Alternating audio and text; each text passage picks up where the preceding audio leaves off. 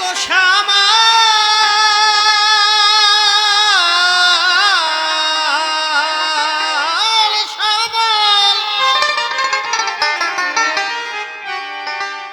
থেকো সামাল সামাল মন ব্যাপারী ওই নদীর ত্রিবীণায় তুফান ভারী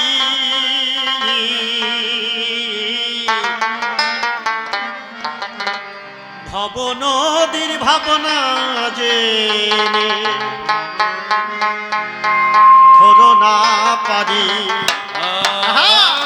ভব নদীর ভাবনা যে ধরো না পারি ভব নদীর ভাবনা যে ধরো না পারি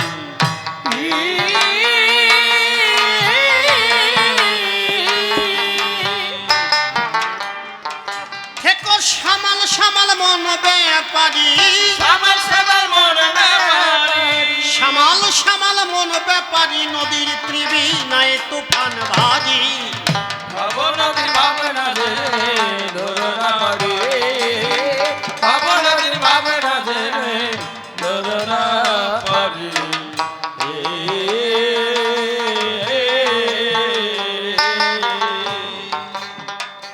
সেই নদীর তরঙ্গ দেখে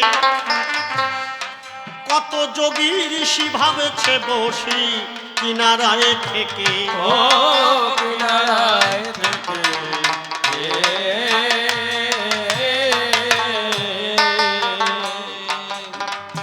সেই নদীর তরঙ্গ দেখে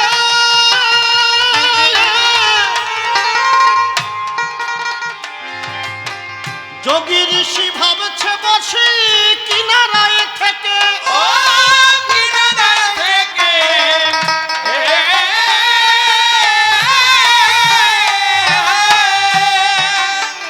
ও যে তারা চেয়ে আছে ঊর্ধ্ব মুখে আছে ঊর্ধ্ব মুখে চেয়ে আছে ঊর্ধ্ব মুখে বলে পার কর দয়াল হরি ভব নদীর ভাবনা যে ধরো না পারি দাদা হ্যালো হ্যালো ভব নদীর ভাবনা এদের গুলো প্রেসার কমাই দাও ধরো না পারি ভোকালের দুটো প্রেসার কমাই দাও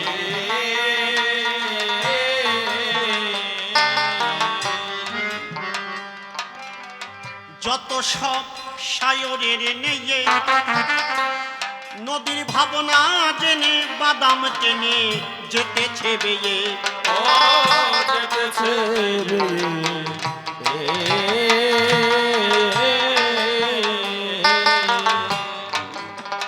যত সব সায়রের নেয়ে নদীর ভাবনা জেনে বাদাম টেনে যেতেছে বেয়ে ও যেতেছে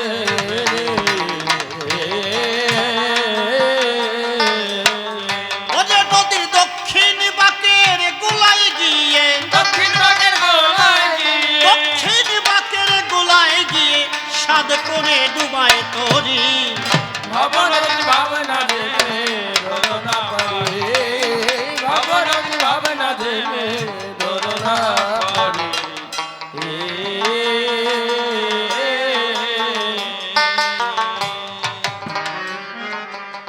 প্রতি মাসে ছোটে নদীর বান কত ধনির ভরা যাচ্ছে মারা থেকো রে সাবধান ও থেকো রে সাবধান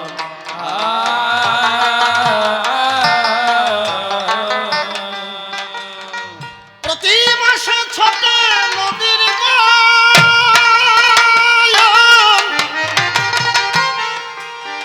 ধনির ভরা যাচ্ছে মারা থেকো রে সাবধান থেকো রে সাবধান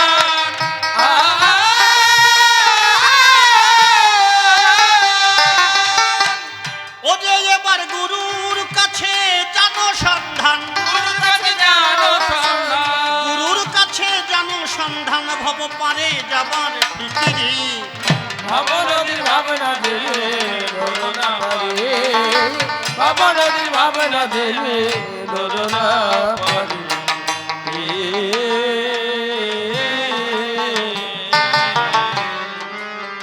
যাহার আছে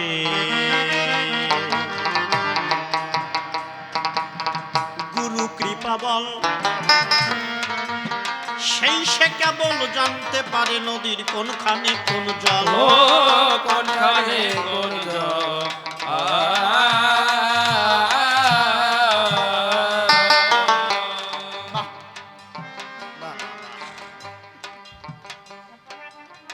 যাহার আছে গুরু কৃপা বল, সেই সে কেবল জানতে পারে নদীর কোনখানে কোন জল। জগতে যার গুরুর উপর ভরসা আছে তার তরি কখনো ডোবে না, সাধক বললেন। কিন্তু আমরা গুরুর উপরে ভরসা যতটুক করি এগুলো আমরা কর্মের ভিতর দিয়ে প্রকাশ করি।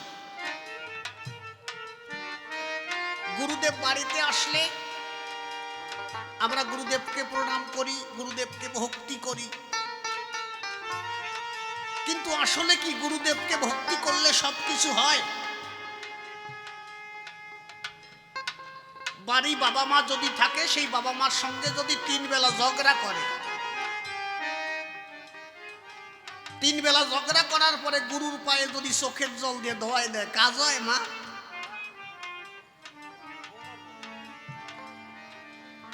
এই জন্য করি বর্ণনা। গুরু শব্দে রয়েছে সুন্দর একটি নিশানা।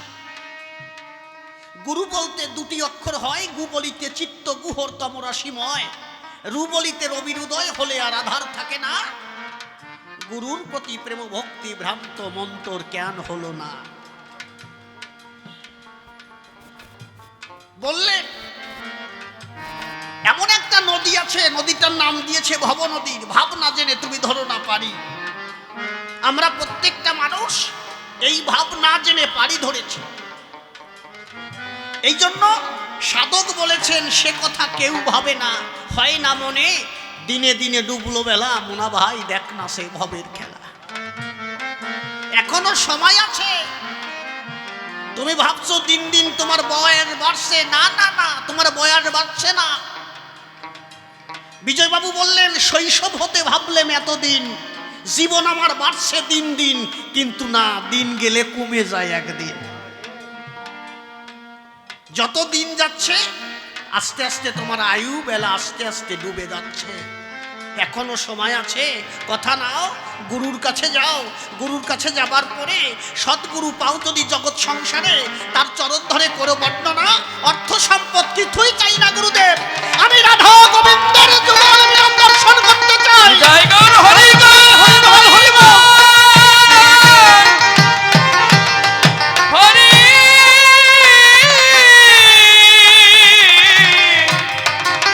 হরি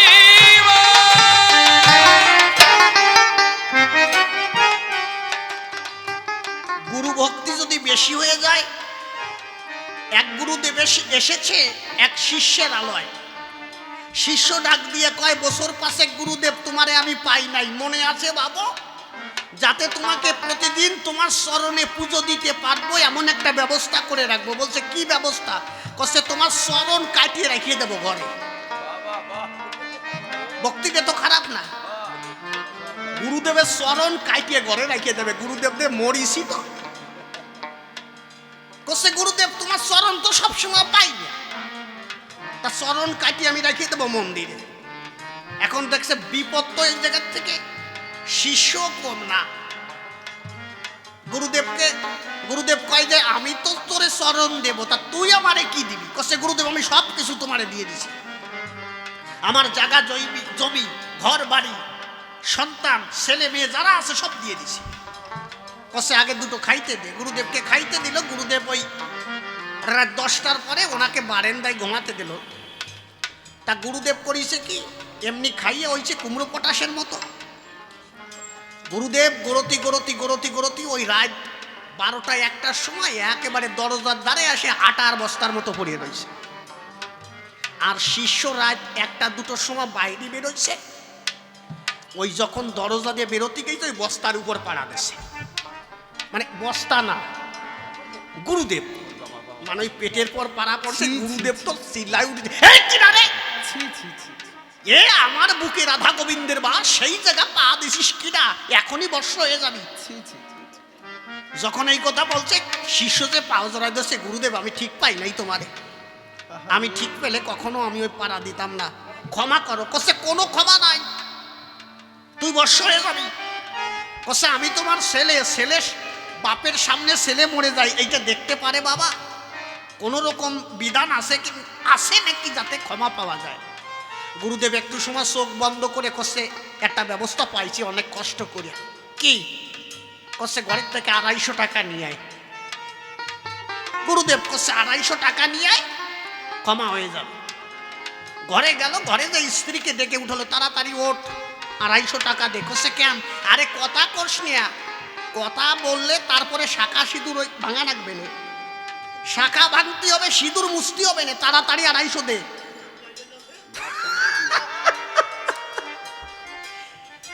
এখন ওই টাকা আনতে গেছে, দেখে 500 টাকার নোট, বলছে এই 500 টাকার নোট দিয়ে গুরুদেবকে খুশি করো।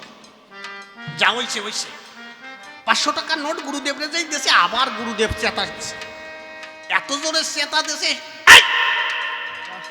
এই আমি কি তোর কাছে টাকা চাইছি?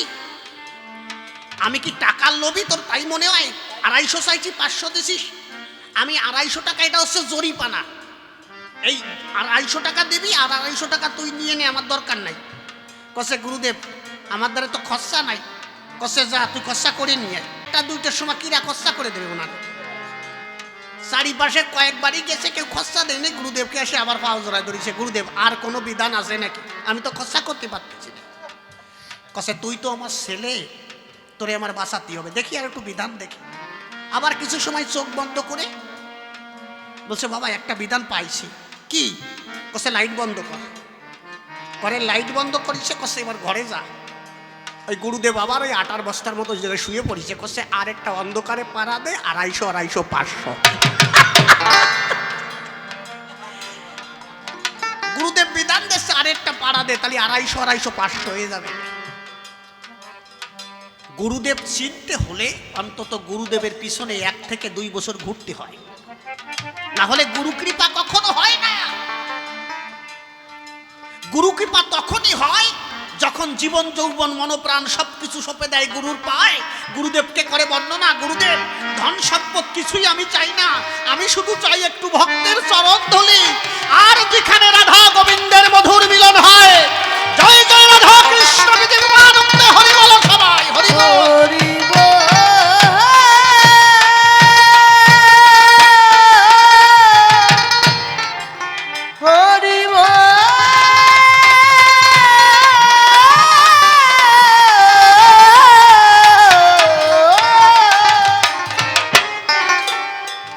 এই জন্য সাধক তার গানে বলেছে, যাহার আছে গুরু কৃপা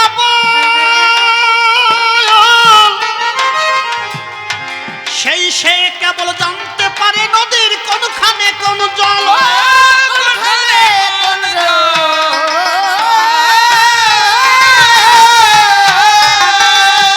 ওরে ভাবে তার তোরি যায় না রসাতল, তার তোরি যায় না রসাতল, যার গুরু আছে কান্ডারি। ভাবনা দে ধরনা পারে, ভাবনা দে ধরনা পারে।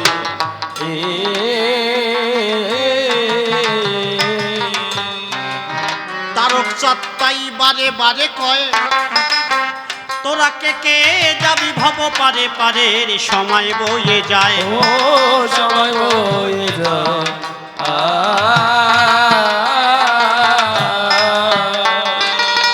তারক চাত্তাই বারে বারে কয়, তোরা কে কে যাবি ভব পারে, সময় বয়ে যায়। ও সময় বয়ে যায়।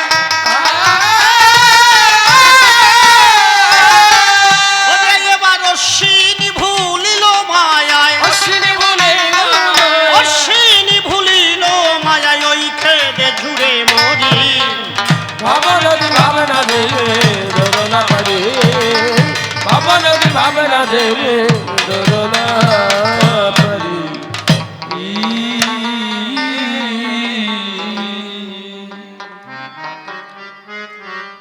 জয় জয় জগবন্ধু, তুমি তো দিনচনার বন্ধু, মোর পার করিতে কাব্য সিন্ধু হাল ধরো নিজের হাতে।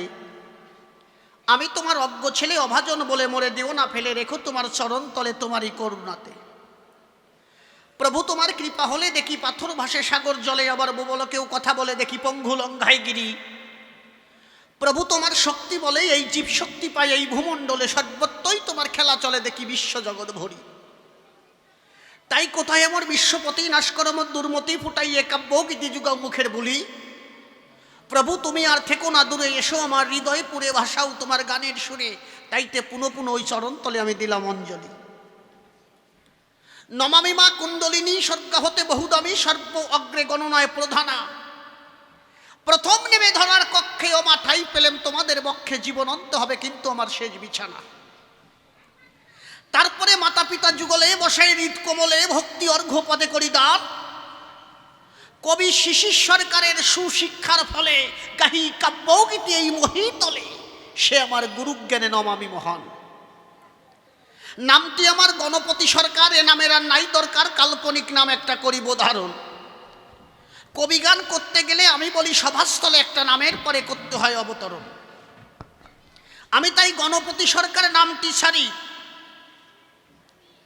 আমি রানা কুম্ভের নামটি ধরি। দাঁড়াইলাম আসরের বরাবরই, আপনারা শুনলেন সর্বজন। আর আমার বিপক্ষে আছেন যিনি, আপনারা বলবেন ওনাকে তো আমরা ভালোই চিনি। এপার বাংলার ওপার বাংলার সুবিখ্যাত কবিয়াল কবি সম্রাট শিশির সরকার মহাশয়, তিনি এসে সবার মাঝে ভক্তা মীরাবাইয়ের ভূমিকা ধরে ধরে আমার সমস্ত প্রশ্নের করবে সমাধান। একদিকে থাকবে কৃষ্ণ কথা, আরেকদিকে থাকবে কালী তত্ত্ব। আপনারা হবেন মত্ত, মিথ্যা কথা নয়। আমি কালী তত্ত্ব ধরে ধরে আলোচনা করব আসরে, আর কিছু কৃষ্ণ তত্ত্বের প্রশ্ন করিব অর্পণ। আমি চরণ ধরে করিব না, কেউ কথাবার্তা বলবেন না। আমি নাম ভূমিকায় ধরে ধরে আমি রানা কুম্ভের নামটি ধরে আসরের পরে দাঁড়িয়ে কিছু প্রশ্নপত্র করব দান। তাই নিজ নাম পরিহার করে রানা কুম্ভের নামটি আমি করিলাম ধারণ। আমার কথাগুলো বোঝা যাচ্ছে? বোঝা যাচ্ছে বাবা? আচ্ছা, কথাবার্তা বলবেন না কোনো জন, এক এক করে প্রশ্নের করব আয়োজন। আমি তাই গণপতি সরকার নামটি ছাড়ি, রানা কুম্ভের নামটি করিলাম ধারণ।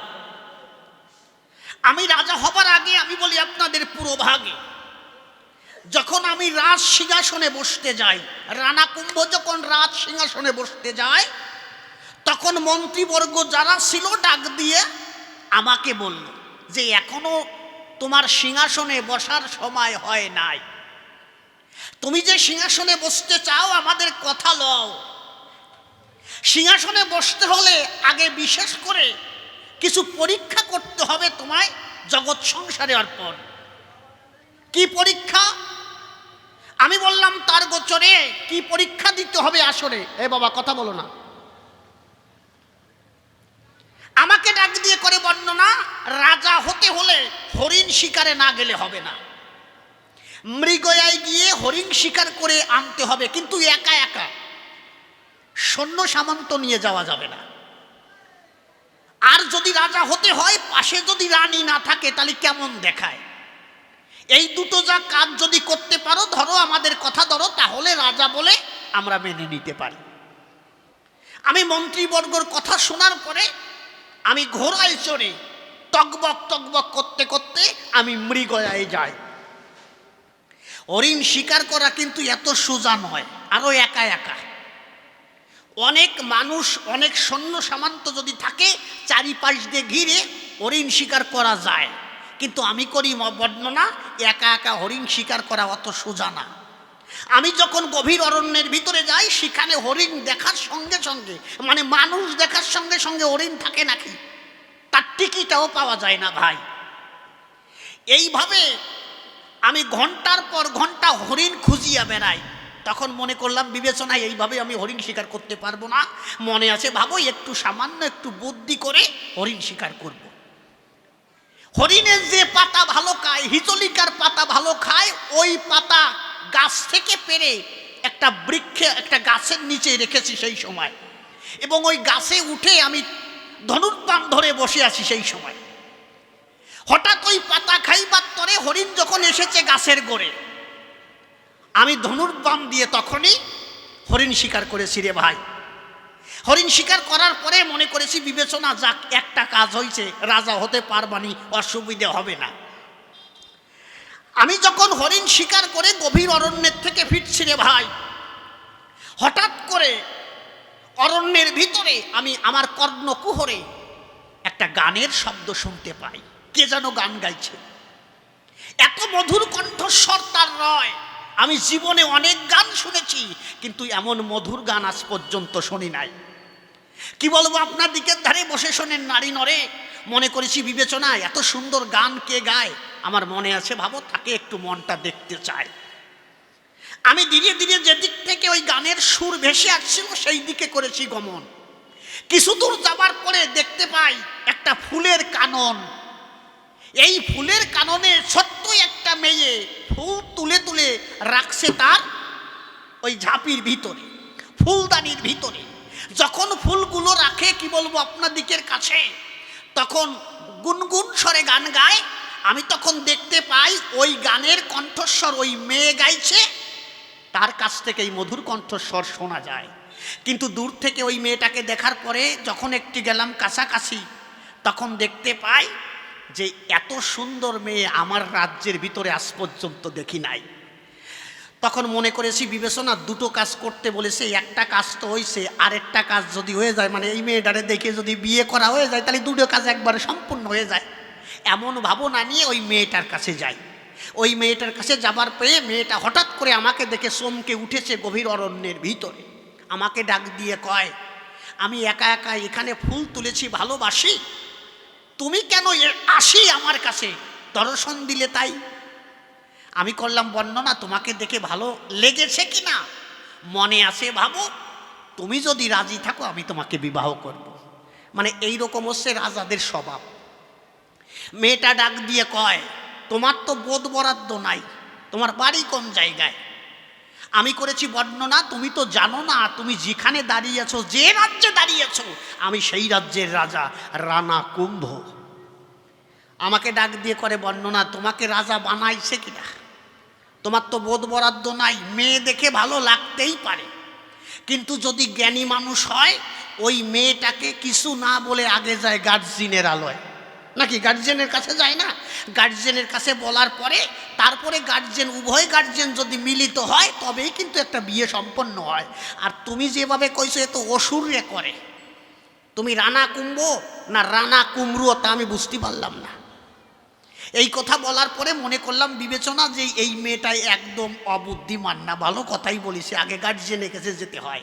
আমি বললাম তোমার নাম কি? তখনই আমাকে করে বর্ণনা, আমার নাম হচ্ছে মীরাবাই, আমার ভিতরে ভক্তি টক্তি একটুও নাই, আমি করি কৃষ্ণের সাধনা। ভগবান শ্রীকৃষ্ণ যিনি আমার আরাধ্য দেবপতি হলেন, তিনি, আমি তার চরণে জীবন যৌবন মনপ্রাণ সব কিছু করেছি সমর্পণ।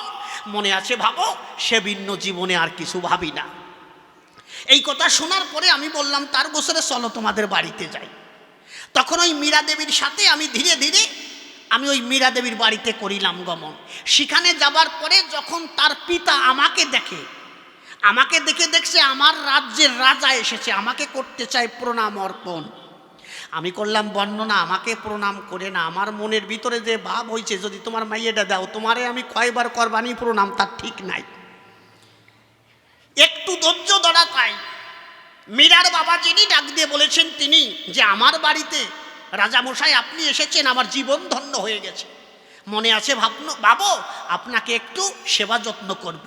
তখন আমি বললাম না, আমার আর সেবা যত্ন করতে হবে না, আমি এসেছি তোমার গোচরে, তোমার মেয়েকে দেখে ভালো লেগেছে অন্তরে, মনে আছে ভাবো, তুমি যদি দাও তোমার মেয়েকে আমি বিয়ে করব। এই কথা বলার পরে মীরার বাবা যিনি আমাকে ডাক দিয়ে বললেন তিনি, যে দেখো, মেয়ে বিয়ে করবে কোনো অসুবিধা নাই, কিন্তু মেয়ের একটা মতামত নিতে হয়, এই জন্য মেয়ের মতামতটা একটু জানতে চাই। মা আর বাবা মানে ওই মেয়ে আর বাবা দুইজনে দূরে গেল, কি জানো কি আলোচনা করলো আমি শুনি নাই। আমার কাছে এসে মীরার বাবা ডাক দিয়ে করে বর্ণনা যে আমার মেয়ে রাজি আছে, অসুবিধে হবে না। তখন ওই মীরার বাবা যখন অনুমতি দেয়, গান্ধর্ব মতে মীরার সঙ্গে কিন্তু তখন আমার বিয়ে হয়। এই বিবাহ করার পরে ওই যে মন্ত্রীবর্গরা যে দিয়েছিল যে হরিণ শিকার করতে হবে, আর পাশে যদি রানী না থাকে তারে রাজা কয় না, এই দুটো কাজ সম্পূর্ণ করে কি বলবো আপনার দিকের গোচরে যখন আমার রাজ্যে ফিরছি রে ভাই, আমার রাজপ্রাসাদে যাই, আমার বাড়িতে খবর দেওয়া মানে আমার রাজপ্রাসাদে খবর দেওয়া হলো, মায়ের কাছে গিয়ে কয় যে তোমার ছেলে বিবাহ করে নূতন বধূ নিয়ে আসছে ঘরে, তোমার সিংহ দরজায় দাঁড়িয়ে আশীর্বাদ করা চাই। আমার মায়ের কাছে যখন এই খবর গেল, মা বরণ কুলা নিয়ে সিংহ দরজায় দাঁড়িয়ে রল। আমি ধীরে ধীরে আমার মীরাকে নিয়ে আমার মায়ের কাছে দিলাম দর্শন। আমি মীরাকে করলাম বর্ণনা, মীরা তো কেউ চেনে না। আমি মীরারে বলছি মানে আমার আরে সদ্যজাত বউ, বিয়ে করা বউ। আমি বললাম শুনছ কি, এই যে হচ্ছে আমার মা যিনি আমাকে জন্ম দিয়েছেন, আমার মাকে প্রণাম করা চাই। নূতন বউ বাড়ি আসলে প্রণাম করে না নাকি? এমন এমন কিছু বলদ আছে, মানে নূতন বিয়ে করে নিয়ে কেবল বাড়ি আইছে, বাড়ি এসে বউ সবাইরই প্রণাম করে বেড়াচ্ছে। ধরো শাশুড়ি, শ্বশুর, কাকা শ্বশুর, জ্যাঠা শ্বশুর, এরপরে গ্রামের মুরব্বীরে যারা দেখতে এসে সবাইরই প্রণাম করে। তা ওই বউ যাইয়া প্রণাম করিছে শাশুড়িরে। এখন ওই শাশুড়ি বলছে থাক মা থাক, সুখে থাকো, ছেলে মেয়ে নিয়ে সন্তানাদি নিয়ে তুমি সুখে থাকো, এরকম মা একটা আশীর্বাদ দিয়েছে। এবার শ্বশুরের কাছে গেছে, শ্বশুরকে যেই প্রণাম করেছে শ্বশুরও বলছে থাক মা থাক, এত কষ্ট করতে হবে না, অনেক কষ্ট করে আইছ, ছেলে মেয়ে নিয়ে তুমি সুখে শান্তিতে থাকো। আর যে বলদ বিয়ে করিয়ে আনছে সে বারেন্দার খুঁটি ভাঙিয়ে ফেলতেছে, মানে ও করছে যে আমি বিয়ে করিয়ে আনছি, আমারে প্রণাম না করে মানুষেরই করে বেড়াচ্ছে কেন। ওর রাগ হয়েছে তাই যে আমারে প্রণাম করে না, তা আর মানুষই প্রণাম করে কেন। কিন্তু ওই বাড়ির বোন যখন দেখতে পায় দাদা একটু বলদা বলদা টাইপের, দাদা কোনো রকম মানে একদম অবস্থা বেশি ভালো না, বারেন্দার খুঁটি তো ভেঙে ফেলবে না। এখন ওই বৌদিরই যে বলছে ও বৌদি তুমি তো দাদারে ভালো করে চেনো না, কথা নাও, আগে এই গ্রামের মানুষ প্রণাম না করে আগে আমার দাদারে একটা দেও। এখন কি নতুন বউ কি করবে, যাইয়া প্রণাম করিছে। তা যেই প্রণাম করিছে ওই বলদ কয় থাক মা থাক, সন্তানাদিতে বড়িয়ে ফেলাম। এখন কছে তুমি কও কি, আমার মা কও কেন, কছে তোরে আশীর্বাদ খারাপ দিছি নাকি আগে তাই কয়া। এই জন্য চরণ ধরে করি মানাই, এইরকম বলদামি তো আমি করেছি না। আমি মীরাকে বলছি এ হচ্ছে আমার জন্মদাতা মা, প্রণাম করা চাই। আমার মায়ের কাছে যখন নিয়ে যাই, ওই মীরা সত্যি সত্যি আমার মাকে প্রণাম করতে যায়। যখন আমার মাকে করতে চায় প্রণাম অর্পণ, আমার মা তখন ডাক দিয়ে বলে মীরার সদন, বৌমা আমারে প্রণাম করতে হবে না, আমার ছেলে তো বোঝে না, কোনো শুভ কাজ আমাদের বাড়ি করতে হলে আগে বিশ্ব প্রসবিনী মাতা আমরা কালী মাতাকে প্রণাম করি অর্পণ, আগে তোমার ওই জগৎ মাতা যিনি বিশ্বখানা প্রসব করেছেন, যাকে মা কালী কয়, আমরা জমিদার যারা আমরা এই মা কালীকে ভজন পূজন করি, তারা সর্বপ্রথম আগে আমার মা কালিকার প্রণাম মানে পায়ে প্রণাম দেওয়া চাই। আচ্ছা বলেন আমার মা খারাপ কথা কইছে? আমার মা কইছে আমারে প্রণাম করতে হবে না, আগে কালী মন্দিরে যাও, কালী মন্দিরে গিয়ে প্রণাম করো। এই কথা শোনার পরে আমিও ভাবলাম অন্তরে ঠিক তো, আগে আমার কালী মন্দিরে প্রণাম দেওয়া চাই। মীরার হাত ধরে ধীরে ধীরে নিয়ে গেলাম কালী মন্দিরের ভিতরে। আমি মা কালীকে দর্শন করে মা কালীকে করছি বর্ণনা, মা কথা নিও, আশীর্বাদ দিও, আমার নূতন জীবনযাপন শুরু হয়েছে কিনা মনে আছে ভাবো, তোমার চরণে ভক্তিভাবে প্রণাম করব। আমি প্রণাম করেছি মায়ের পায়ে, মানে বিশ্বপ্রসবিনী মাতা কালী মাতা। এখন পাশে ওই যে আমার মীরা দেবী, আমার আর নূতন বউ রয়। আমি বললাম মীরা এই হচ্ছে আমার বিশ্বপ্রসবিনী মাতা, উনি হচ্ছেন আমার জন্মদাতা, আর ইনি হচ্ছেন বিশ্বপ্রসবিনী মাতা, তাকে তোমার প্রণাম করা চাই। এখন ওই মীরা দেবী দেই বউ একেবারে বসিয়ে মানে দাঁড়ায় রয়েছে, প্রণাম তো আমার করে না। আমি ভাবলাম কত মানুষ প্রণাম করতে গেলে কত তন্ত্র মন্ত্র কয়, হয়তো বা মন্ত্র করছে দেবে নে প্রণাম, অসুবিধে হবে না। একটু পরে দেই দাঁড়াই রয়েছে। আমি বললাম ও মীরা প্রণাম করবা না, কথা কয় না। এরপরে ওই মানে পুরুষদের একটা বেটু পাওয়ার আছে না, এরপরে জোরে কইছি, এই মীরা প্রণাম করবা না? মীরা তখন আমাকে ডাক দিয়ে কয়, আমার জীবন যৌবন মনোপ্রাণ সপেছি কৃষ্ণের পায়, আমার এই মাথায় একবার নোয়াইছি কৃষ্ণের পায়, এই মাথা বা প্রণাম তোমার মা কালীকে আমি দিতে পারবো না। মীরা দেবী বলল যে তোমার মা কালীকে আমি প্রণাম দিতে পারবো না। এখান থেকে প্রশ্ন করব শুরু, আপনারা শুনবেন জ্ঞানী আর গুরু। এই মীরা দেবীর মা কালী সম্পর্কে ধারণা নাই। আমি করি বর্ণনা মা কালী কাকে বলে, যে শক্তি প্রদায়িনী। এই যে আমি কথা বলছি, আমি যে শক্তি প্রয়োগ করছি, এই শক্তিটুকু হচ্ছে আমার মা। কারো ভিতরে যদি শক্তি না থাকে, আমি করি বর্ণনা, সে কখনো বাঁচতে পারে না। এই জন্য সর্বপ্রথম বৈষ্ণব যারা রয়, সর্বপ্রথম প্রণাম করে মা কালিকার পায়। যত সাধক আছে, আমি করি বর্ণনা, কুলকুণ্ডলীর শক্তি আছে প্রত্যেকটা জীবের মূলাধারে। এই মূলাধারে জীবাত্মাকে বন্দি করে হয়ে আছে অচেতন। এই অচেতন অবস্থায় থাকে যতক্ষণ পর্যন্ত মাকে সন্তুষ্ট না করে, ততক্ষণ পর্যন্ত সাধনা তার সিদ্ধি লাভ হয় না। এই জন্য প্রত্যেকটা সাধক যারা আগে মা কালিকার প্রণাম করে, তারা মা কালিকার সাধনা করে। কিন্তু আমি নতুন বউ বিয়ে করে এনেছি ঘরে, তারে প্রণাম করতে বললাম বারে বারে যে তুমি আমার কথা নাও, আমার মা কালীকে প্রণাম দাও। আচ্ছা, আমি কি প্রথম প্রণাম দিতে বলছি না আমার মা বলিছে? আমার মা বলিছে। তাই তোমার কাছে আমার প্রথম প্রশ্ন, মা কালীকে প্রণাম দিলে না, এতটা বেয়াদবি তো তুমি করলে।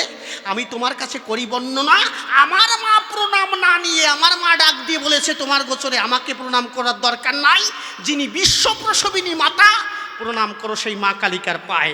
তাহলে তুমি ওই মা কালীকে প্রণাম না করে আমার মাকে কেন করলে অপমান? কি কারণে তোরে প্রণাম দিলে না? এই দিলাম প্রথম প্রশ্নের যোজনা, তুমি আমার কথা নিও, সুন্দরভাবে প্রথম প্রশ্নের জবাব তুমি দিও। বাবা কথা বলে না, বাবা চুপ করে থাকো।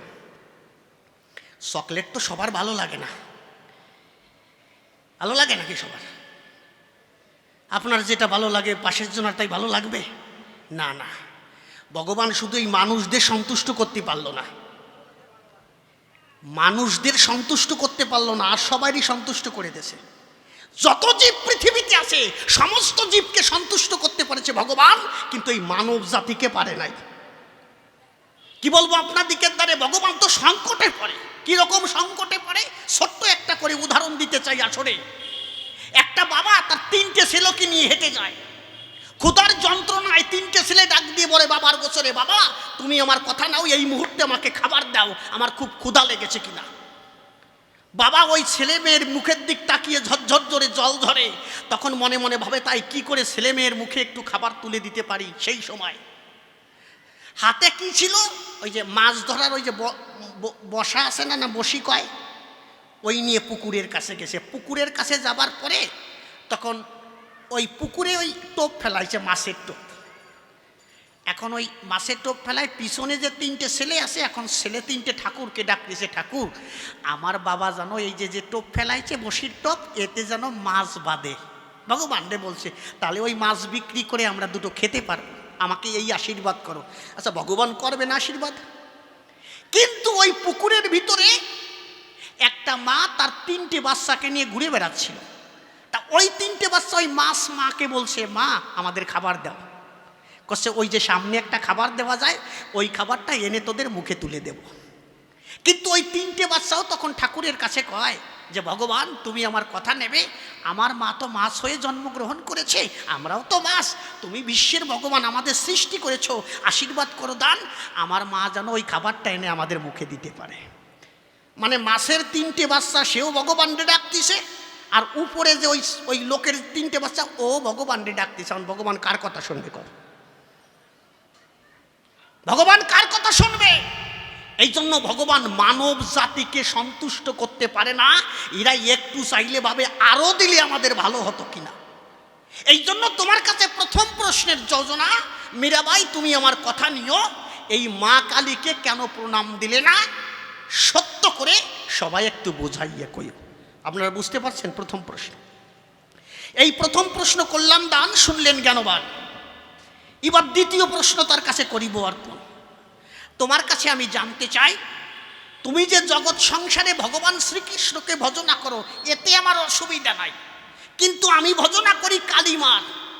আমি তোমার কাছে জানতে চাই, এই জগতে কালী বড় নাকি কৃষ্ণ বড়? তুমি আমার কথা ধরো, সুন্দরভাবে এই প্রশ্নের জবাব তোমার কাছে আমি চাই। কিন্তু আমার মা কালীর উপরে জগৎ সংসারে আর কেউ নাই। এর প্রমাণ কোথায়? আপনারা যদি বেদ পড়ে থাকেন, 4খানা বেদ আছে, আমি বলি আপনার দিকের কাছে। ঋগ্বেদের ভিতরে পরিষ্কারভাবে লিখেছে, কে লিখেছে? ঋগ্বেদের ভিতরে পরিষ্কারভাবে লেখা আছে, আমারও কিন্তু দেখা আছে। ঋগ্বেদে 25 নম্বর সূক্তে, 10 নম্বর সূক্তে, 25 নম্বর মণ্ডলে 25 নম্বর সূক্তে দেওয়া আছে পরিষ্কারভাবে, মা কালী নিজে বলেছে, তোমরা যাকে হরি বলো, তোমরা যাকে কৃষ্ণ বলো, আমার জনিরূপ সমুদ্র হইতে তাহাকে সৃষ্টি করেছি। অর্থাৎ এই কৃষ্ণকে সৃষ্টি করেছি আমি। প্রথম মহামায়া যখন সৃষ্টি হয়, দিয়ে যায় সত্য পরিচয়, সেখান থেকে নাকি হরিকৃষ্ণের জন্ম হয়েছে, মিথ্যা কথা নয়। ঋগ্বেদে পরিষ্কারভাবে লিখেছে। আমি বলি আপনার দিকের কাছে, এর থেকে বোঝা যায় যে আমার মায়ের উপরে শক্তি ত্রিজগতে আর কেউ নাই। কি বলবো আপনার দিকের ধরে, তোমার ভগবান পর্যন্ত আমার মায়ের পায়ে প্রণাম করেছে। ত্রেতা যুগে যে রামচন্দ্র ছিল, আপনাদের কাছে বলা ভালো, আচ্ছা রামচন্দ্র ওই মায়ের পূজা করেছিল না? হ্যাঁ, অকাল বোধন করেছিল না রামচন্দ্র? আমি করি বর্ণনা, এই জন্য মায়ের উপরে শক্তির ত্রিজগতে আর কেউ থাকে না। এই জন্য তোমার কাছে আমি জানতে চাই, কালী বড় নাকি কৃষ্ণ বড়? তুমি আমার কথা ধরো, এই প্রশ্নের জবাবও আমি তোমার কাছে চাই। এই 2খানা প্রশ্ন করলাম, তারে এবার যাব 3য় প্রশ্নের ভিতরে। আমি বউডেরে বিয়ে করে যখন ঘরে এনেছি, আমি একদিন আমার বউকে ডাক দিয়ে বলেছি, তুমি আমার কথা নেবে, আমার বংশ রক্ষা করার জন্য আমাকে একটা সন্তান দেবে। আচ্ছা, এই কথা কি নিজের বউ ছাড়া অন্য বউর কাছে বলা যায়? নিজের বউর কাছে বলেছি যে আমার বংশ রক্ষা করার জন্য একটা সন্তান চাই। আমাকে ডাক দিয়ে করে বর্ণনা, এই জমিতে কোনো রকম চাষবাস করা যাবে না। আমি বললাম, তুমি আমার বউ, আমার বংশ রক্ষা করার জন্য তো একটা সন্তান চাই। বলছে, আমি কোনো রকম এই সন্তান আদি তোমাকে দিতে পারবো না। কেন না? আমার জীবন যৌবন সপেছে কৃষ্ণের পায়ে, সব কিছু দিয়েছি ভগবান শ্রীকৃষ্ণকে, আর তোমাকে কিছু দিতে পারবো না।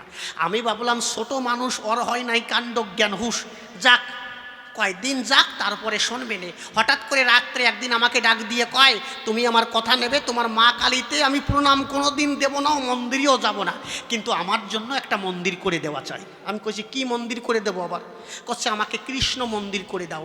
আমরা কোনো দিন কৃষ্ণকে পূজা করি না, কিন্তু বউয়ের কথা শুনে আমি দেখলাম ছোট মানুষ, একটা মন্দির যদি করে দিই, যদি শান্ত হয়, তখন আমি সুন্দর করে একটা কৃষ্ণ মন্দির করে দিয়েছি। কিন্তু আমি মন্দির করে দেবার পরে তখন ওই রাধাকৃষ্ণের বিগ্রহ প্রতিষ্ঠা করেছে, তখন সেই দিন থেকে আমাকে ওই মীরাবাই ডাক দিয়ে কয়, এই মন্দিরে যাওয়ার তোমার কিন্তু অধিকার নাই।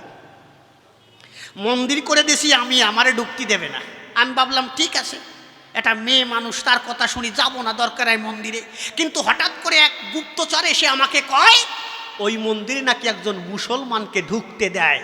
মানে সম্রাট আকবর যিনি ওই মন্দিরে এসেছিলেন, তিনি, অর্থাৎ নিজের স্বামী ওই মন্দিরে প্রবেশ করতে পারে না, আর একজন মুসলমানকে প্রবেশ করা ওই মীরাবাই। এই রাগের জন্য আমি হয়ে অগ্রগণ্য, কামান দিয়ে গোলা দিয়ে মানে ওই মন্দির দিছি উড়ইয়া। কি বলবো আপনার দিকের ধারে যখন মন্দির উড়িয়ে দিয়েছি, তখন মীরাবাই আমার কাছে কয়, আমি আর সংসারে থাকবো না কোনো সময়, মনে আছে ভাবো, তোমার সংসার ছেড়ে আমি বৃন্দাবনে চলে যাব। আমি ডাক দিয়ে করেছি বর্ণনা, আমি সংসারে থাকবে না, তুমি তো জানো না। এই পিছনে কারা কথা কয়?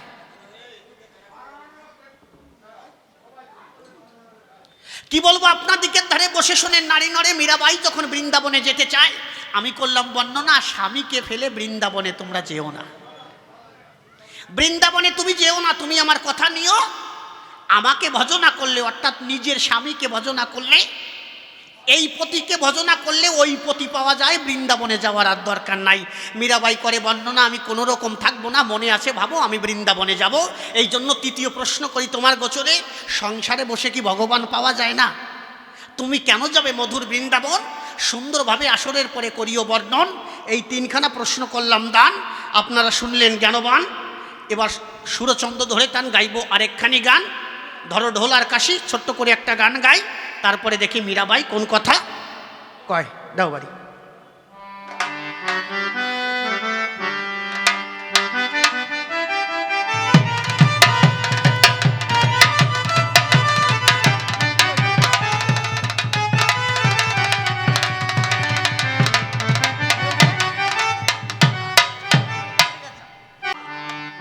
হরি বল।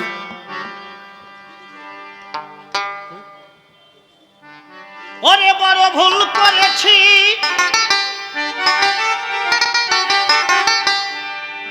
ওরে বড় ভুল করেছি তারে ভালোবেসে,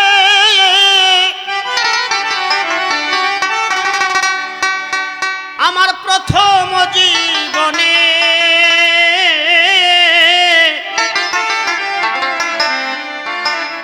কি জাদু করিলে বন্ধু অবলার পরাণে। তোমার কথা মনে পড়ে শয়নে স্বপ্নে, কি জাদু করিলে বন্ধু অবলার পরাণে। তোমার কথা মনে পড়ে শয়নে স্বপ্নে, কি জাদু করিলে বন্ধু অবলার পরাণে।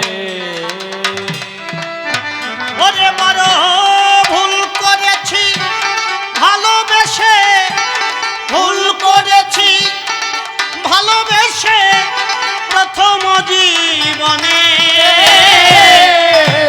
কি জাদু করিলে বন্ধু অবলার পরাণে। তোমার কথা মনে পড়ে শয়নে স্বপ্নে, কি জাদু করিলে বন্ধু অবলার পরাণে। আগে একা ছিলাম ভালো, না ছিল ভাবনা, ও তারে ভালোবেসে আমার কি লাভ হলো, সহে না যাতনা।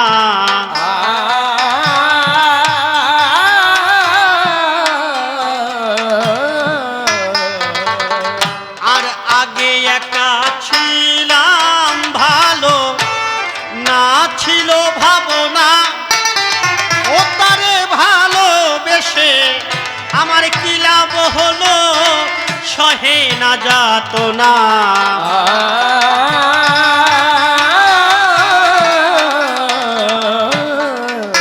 ওরে এখন মরম ফাটা বেদনা, মরম ফাটা বেদনা, বোঝাবো কার শনে, কি জাদু করিলে বন্ধু অবলার পরাণে। তোমার কথা মনে পড়ে শয়নে স্বপ্নে, কি জাদু করিলে বন্ধু অবলার পরাণে।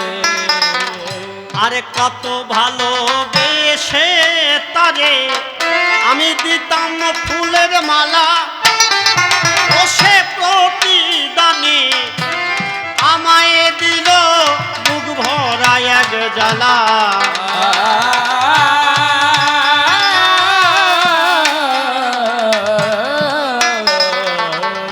আরে কত ভালোবেসে তারে আমি দিতাম ফুলের মালা, ও সে প্রতিদানে আমায় দিল বুক ভরা এক জ্বালা।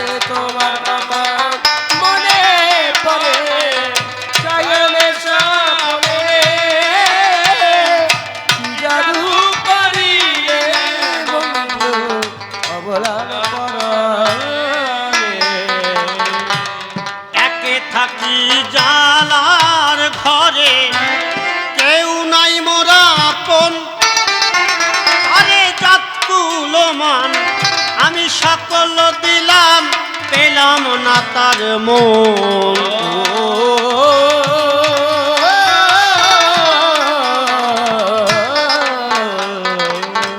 আর একে থাকি জালার ঘরে কেউ নাই মোরা আপন। আরে জাতকুল মান আমি সকল দিলাম পেলাম না তার মন।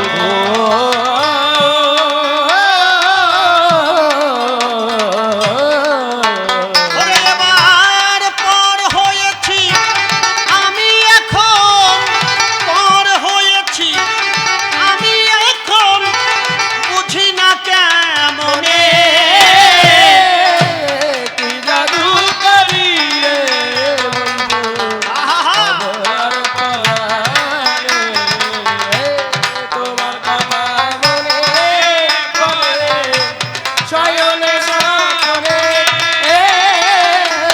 কি জাদু করি রে বন্ধু অবলার পরাণে।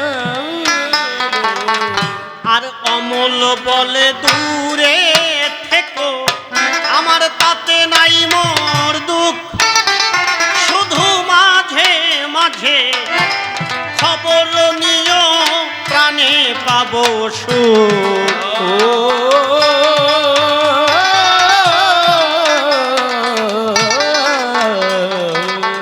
আর অমল বলে দূরে থেকো আমার তাতে নাই মোর দুঃখ। শুধু মাঝে মাঝে একটু খবর নিও প্রাণে পাবো সুখ।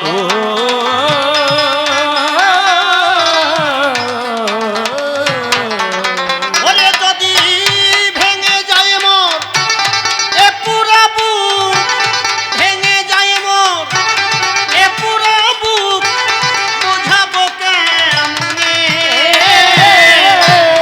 কি জাদু করি রে বন্ধু অবলার পরাণে।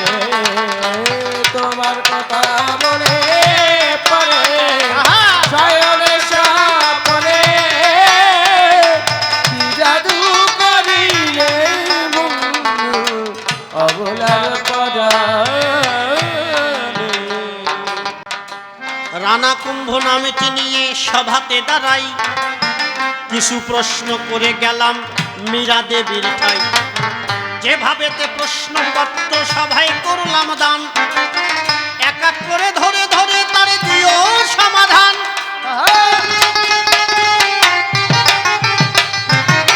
প্রথম প্রশ্ন করলাম আমি আমার কথা নিও, ভালোভাবে আসরে এসে বোঝাইয়া দিও।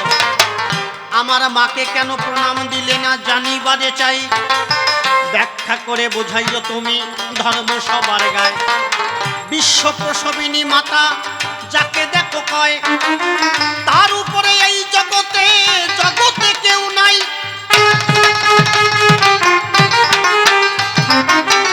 আমার মা যখন ডাক দিয়ে তোমার কাছে কয়, বিশ্ব প্রসবিনী মাকে আগে প্রণাম করতে হয়। তবে মাকে কেন প্রণাম করলে না জানিবারে চাই, ব্যাখ্যা করে বোঝাইও তুমি ধর্ম সবার গায়।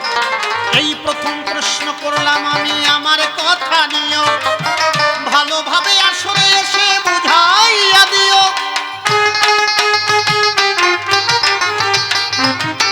কালী বড় না কৃষ্ণ বড় জানিবারে চাই, ধরে ধরে জবাব দিও ধর্ম সবার গায়।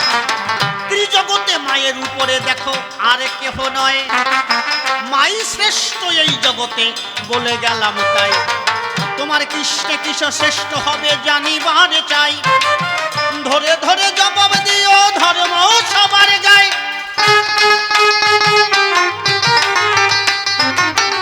আমাকে ছেড়ে কেন তুমি যাবে বৃন্দাবন, ধরে ধরে বোঝাইও তুমি সবারই সদন।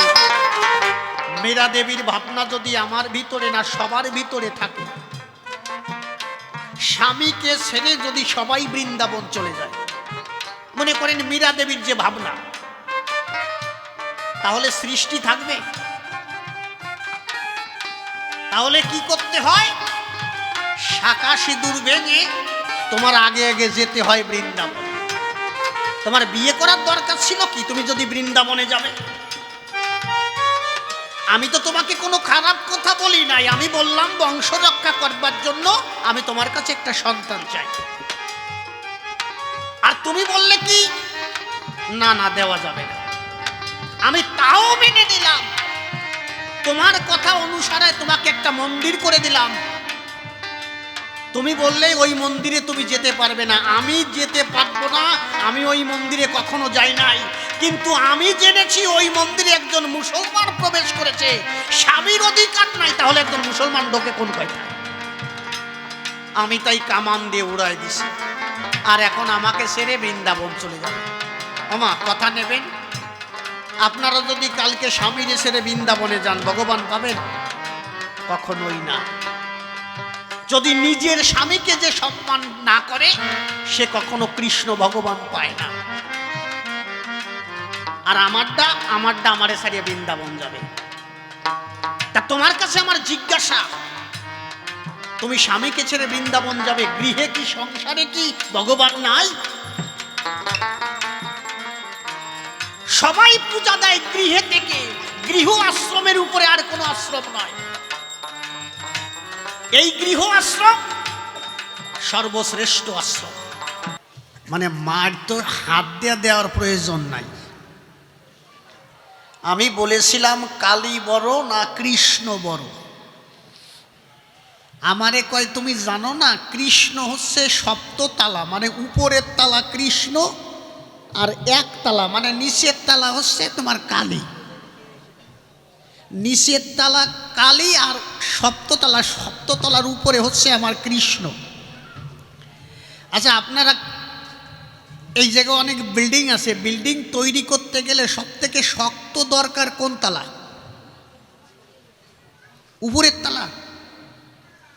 উনি যদি বলে থাকে আমার কৃষ্ণ সপ্ততলা, তোমার কালী নিচের তালা, তাহলে আমি নিচের তালা ভাঙিয়ে দেব। আমি নিচের তালা ভাঙিয়ে দেব, থাকবে না উপরের তালা।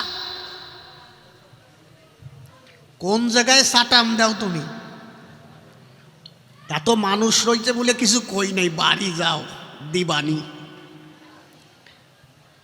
বাড়ি চলো, তারপরে তোমারে সোজা করবানি।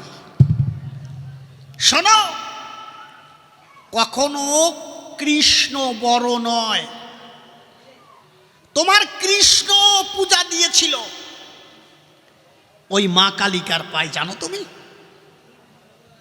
বিটি মানুষ, তোমারে আমি কিছু কই নাই, তোমার তো এখন ডিভোর্স দেওয়া দরকার আমার।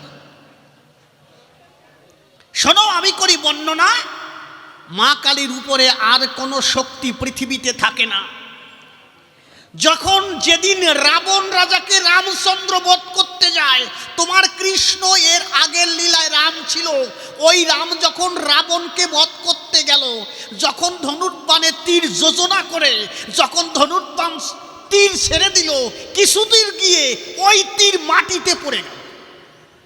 রামচন্দ্র তখন ডাক দিয়ে কয়, আমি ভগবান রাম, আমার বাণের থেকে যে বাণ যোজনা হয়েছে সেই বাণ মাটিতে পড়ে গেল। অদ্ভুত বিষয়।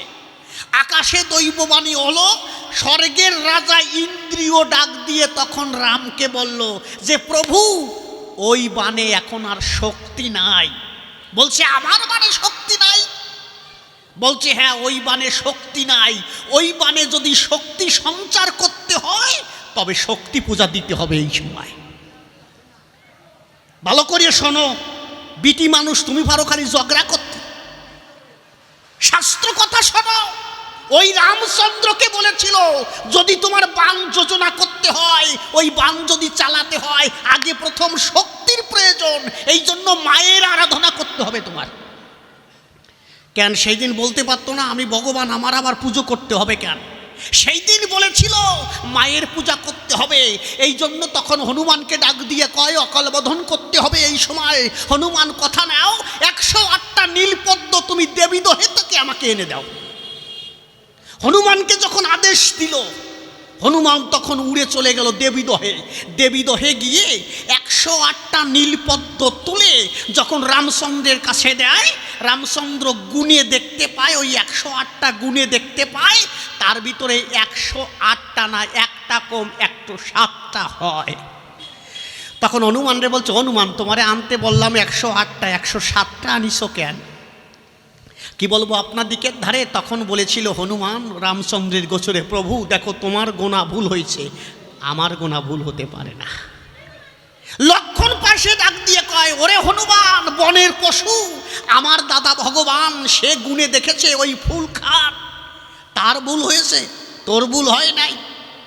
লক্ষণকে ডাক দিয়ে কয় যে লক্ষণ খুড়ো আরেকবার ভগবান গুনলে ভালো হয়, আমি 108টাই দিছি। কি বলবো আপনার দিকের ধারে যখন আবার গুনতে যায় দেখে 107টা হয়েছে, 8টা হয় না কোনো কায়দায়। কি বলবো আপনার দিকের ধারে তখন লক্ষণ ডাক দিয়ে বলে, এই জন্য তোদের বনের পশু কয়, তুই এসিস বনের পশু, কতটা বুঝিস? আমার দাদা গুনেছে, সেখানে ভুল হতে পারে না। তখন ডাক দিয়ে লক্ষণকে কয়, লক্ষণ এই হনুমান যদি গুনে আনতো তাহলে ভুল হলেও হতে পারত, কিন্তু আমি করি বর্ণনা, আমি তো গুনতে পারি না। আমি যখন ফুল তুলতে যাই আমার হৃদয়ের ভিতরে যে রাম সীতা রয়, আমি ডাক দিয়ে তখন প্রণাম করেছি রামচন্দ্রের পায়, আমার হৃদয়ে যে রাম সীতা রয় তাদের করেছি বর্ণনা, আমি তো গুনতে পারি না, আমি বনের পশু। কথা নাও রাম, তুমি আমার হৃদয়ে যে রামচন্দ্র বসে আছো, তুমি আমার কথা ধরো, তুমি নিজে গুনে 108টা নীলপদ্ম আমার হাতে দাও। আমার হৃদয়ে যে রামচন্দ্র রয় 108টা গুনে গুনে দিয়েছিল আমার হাতে, মিথ্যা কথা নয়, আমি করি বর্ণনা। আমার সামনে যে রামচন্দ্র বসে আছে তার ভুল হলে হতে পারে, কিন্তু আমার হৃদয়ের ভিতরে যে রামচন্দ্র রয় তার গোনা ভুল হবে না কোনো সময়। এই কথা বলার পরে লক্ষণ ডাক দিয়ে বলে, তোর হৃদয়ের ভিতরে রাম সীতা আছে, দেখা তো, দেখতে চাই। কি বলবো আপনার দিকের দ্বারে রাম রাম রাম বলে হনুমান যখন বক্ষ বিদীর্ণ করে বক্ষ চিরে দেয়, তখন যে রামচন্দ্র সামনে বসা ছিল দেখতে পায় রাম সীতার যুগল মূর্তি হনুমানের হৃদ মাঝারে রয়। ওই যুগল মূর্তি দেখার পরে সামনে যে রামচন্দ্র রয় প্রণাম করেছে ওই রামচন্দ্রের পায়ে। যখন প্রণাম করে ডাক দিয়ে বলেছে হনুমানের ধারে, হনুমান এত ভক্তি তোর ভিতরে যে রাম সীতার যুগল মূর্তি তোর বক্ষ দেশে রয়। আমি করি বর্ণনা, আমার ভুল হয়েছে, তোর ভুল হতে পারে না। কিন্তু তারপরেও যখন 107টা রয় তখন রামচন্দ্র ডাক দিয়ে কয়, ঠিক আছে, আমাকে সবাই তো কমলাক্ষী নীলপদ্ম কয়, আমার একটা চোখ তুলে আমি মায়ের চরণে পূজা দিয়ে আমি শক্তি সঞ্চার করতে চাই। যখন ধনুর্বাণ দিয়ে রাম নিজে ভগবান তার নীলপদ্ম আঁকি যখন তুলতে যায়, তখন ওই মা, আমার মা শক্তি প্রদায়িনী মা কালী মাতা এসে তখন হাত ধরে বেছিল রামচন্দ্রের। রামচন্দ্রকে করেছে বর্ণনা, বৎস তোমার সাধনায় তোমার পূজায় আমি সন্তুষ্ট হয়েছি, যাও আমি ওই বাণে প্রাণ সঞ্চার করে দিলাম, তুমি রাবণকে নিধন করো। যখন আমার মা ওই বাণে প্রাণ সঞ্চার করে দেয়, ভগবান তখন বাণ মেনে রাবণকে বধ করেছিল। যদি আমার মা না থাকতো ওই রাবণকে বধ করা কখনো সম্ভব হতো না। এই জন্য তোমার কাছে করি বর্ণনা, আমার মায়ের উপরে ত্রিজগতে আর শক্তি থাকে না। আমি প্রমাণ করলাম যে আমার মাই জগতে শ্রেষ্ঠ, তুমি আমার কথা নাও। কিন্তু তুমি জানো তোমার ওই কৃষ্ণ নিধুবনে কৃষ্ণ হয়েছিল।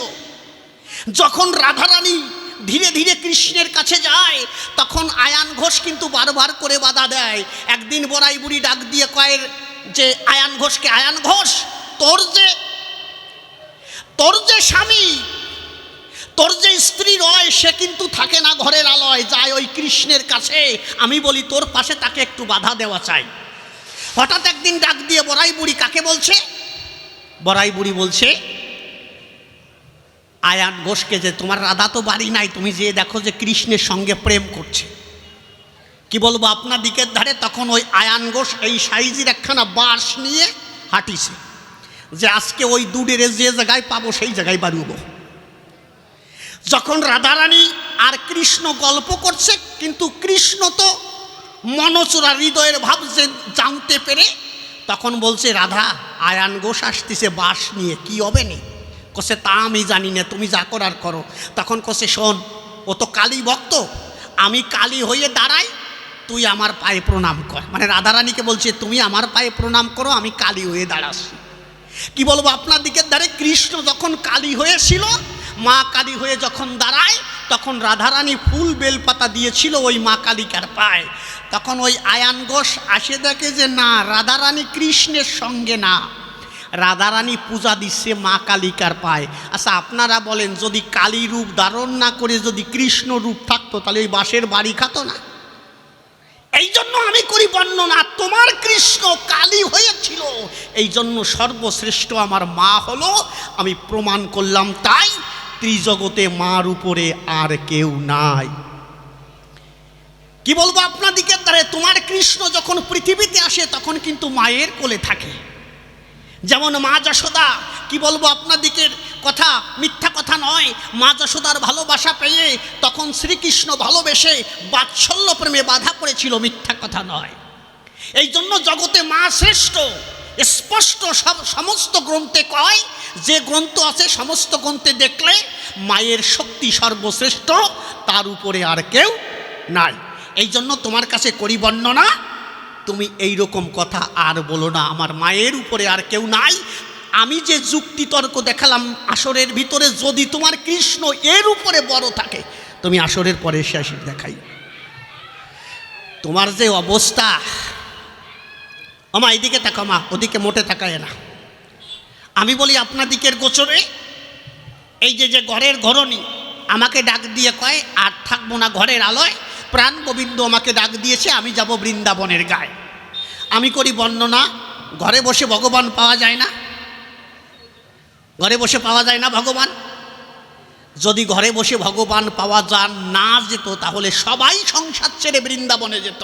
কিন্তু আমি করি বর্ণনা, সংসার ছেড়ে কেউ বৃন্দাবনে যায় না, এই ঘরে বসেই ভগবান পাওয়া যায়। এই জন্য নিত্য পূজা প্রত্যেকটা মা ঘরে বসে ভগবানের চরণে দেয়। গোপাল পূজা করে, কৃষ্ণ পূজা করে, কেউ রাধা গোবিন্দের যুগল মূর্তি পূজা করে, তার মানে ঘরে বসে দেয়। কিন্তু বৃন্দাবনে কেন যায়? বৃন্দাবনে যায় যেখানে ভগবান শ্রীকৃষ্ণ লীলা করেছিল, সেই সময় সেই লীলা দেখবার তরে দলে দলে ভক্তরা যায়, সেইগুলো দর্শন করবার তরে। কিন্তু ভগবান যে কৃষ্ণ শুধু বৃন্দাবনেই রয় এমন কিন্তু নয়। আমি বলেছিলাম তোমার গোচরে, তুমি প্রণাম কেন দাও নাই? কচ্ছে আমি প্রণাম দিতে গিয়েছিলাম, কিন্তু যখন প্রণাম দিতে যাব হাতে একটা ফুল নিয়েছি, ওই ফুলে রক্ত দেখার পরে নাকি জিজ্ঞেস করেছে যে কিসের রক্ত? কচ্ছে পাঠা বলি হয়েছে, তাই কইছে না? পাঠা বলি হবার পরে ওই পাঠার রক্ত লেগেছে হাতে, এই জন্য যেখানে পাঠা বলি হয় সেই জায়গা নাকি ওই মীরাবাই প্রণাম করে না। আচ্ছা, যদি প্রণাম করে নাই, উনি একটা যুক্তি দেখাইছে, কিন্তু আমি একটা যুক্তি দেখাই, কৃষ্ণ সব জায়গায় আছে না? আছে কি না? মা কালীর মূর্তি একটা গড়া আছে, একটা মন্দির, সে জায়গায় কৃষ্ণ নাই? মা কালীর মূর্তির ভিতরে কৃষ্ণ নাই? যদি সব জায়গায় থাকে, তাহলে মা কালীর মূর্তির ভিতরে তো থাকবে। তুমি মা কালী দেখে প্রণাম করবা কেন? তুমি তো কৃষ্ণ দেখে প্রণাম করবা, কারণ তোমার কৃষ্ণ সব জায়গায় থাকে, রনে বনে জলে জঙ্গলে সব জায়গায় থাকে, তাহলে তোমার প্রণাম করা উচিত ছিল। কিন্তু আমি করি বর্ণনা, তুমি শুধু মা কালী দেখেছো, ওর ভিতরে কৃষ্ণ রূপ তুমি দেখো না। এই জন্য তোমার কাছে খুলে বলি, তুমি সুন্দর করে জবাব দিবে। এই সাবর বরাবরই আমি তোমার কাছে জানিবারে চাই, যেখানে সর্বত্র কৃষ্ণ থাকে, তাহলে প্রণাম করলে না কেন ওই মন্দিরের ভিতরে? এইটাই আমি তোমার কাছে জানতে চাই। কিন্তু তোমার যে অবস্থা, মানে তুমি ওই যে মানুষ, তোমারে তো সোজা করতে হবে, একটা মন্ত্র দিলেই তুমি সোজা ছাড়া, এরপরে না। তুমি যে শক্তি দেখাও যে আমার উপরে কেউ নাই, কিন্তু তোমার শাখা সিঁদুর একবার খুলে দিলে তোমার কোনো মূল্য নাই। এই জন্য সর্বশ্রেষ্ঠ একটা নারী, সর্বশ্রেষ্ঠ সম্মান হচ্ছে শাখা সিঁদুর। এই শাখা সিঁদুর তখনই থাকে যখন তার পাশে তার স্বামী থাকে। আর তুমি আদারিয়ে বিটি আমারে তুমি বৃন্দাবনে যাবা, তোমার নিয়ে তো সংসার করা যাবে না, বাপ ভালো না তোমার। এই জন্য খুলে বলি তোমার কাছে, আর ভালোবাসা তুমি যার সঙ্গে করতে যাচ্ছ, কৃষ্ণের সঙ্গে, তুমি জানো তার কয়টা বউ? কৃষ্ণের কয়টা কও তো? 16,008টা বউ। তাহলে তুমি কয় নাম্বারে পড়বা? তুমি 16,009 নাম্বারে পড়বা। মানে তোমার বাড়ি তোমার সাথে দেখা যে কোন দিন করবে তার ঠিক নাই। এই জন্য করি বর্ণনা, যার 16,001টা বউ আর তুমি পড়বা 9 নাম্বারে, তুমি সেই জায়গায় যেও না। ভালোবাসা করতে করতে কার সাথে গিয়ে করো বোঝো না তো, স্বামী রাখিয়ে তুমি আরেকজনের সঙ্গে ভালোবাসা করছো। শোনো, একটা মশা আর একটা মাছি, একে দুইজনের ভিতরে প্রেম হয়েছে। আমার হয় না প্রেম? মশা আর মাছি প্রেম হয়েছে, কিন্তু বাড়ির থেকে মানিয়ে নিচ্ছে না, ওদের দুই পরিবারের মানিয়ে নেয় না। মাছি হচ্ছে মাইয়া আর মশা হচ্ছে ছেলে। তা ওই মাসিরে কছে, তুই একটা মাইয়া মানুষ, তুই একটা জাতের তাদের প্রেম কর, একটা মাসি বিটার সঙ্গে প্রেম কর, তুই মশার সাথে প্রেম করতে গেলি কেন? কছে না, ওরে আমার ভালো লাগেছে, ওরে ছাড়া বিয়ে করবো না। কিন্তু দুই পরিবারের যখন মানিয়ে না নেয়, তখন ওই দুইজনে পলাইছে, মশা আর মাসি।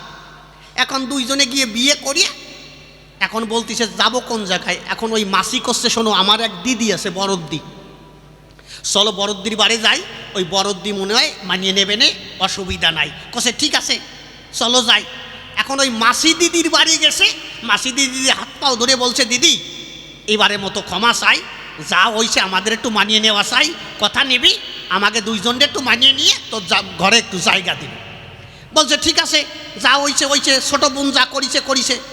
এখন কি করবে, এই বড় বোন সুন্দর করে মাসি ঘর সাজাই দিয়েছে, সাজাইয়ে বাসর রচনা করে এখন করছে তোরা দুইজন আজকে এই জায়গায় বাসর কর।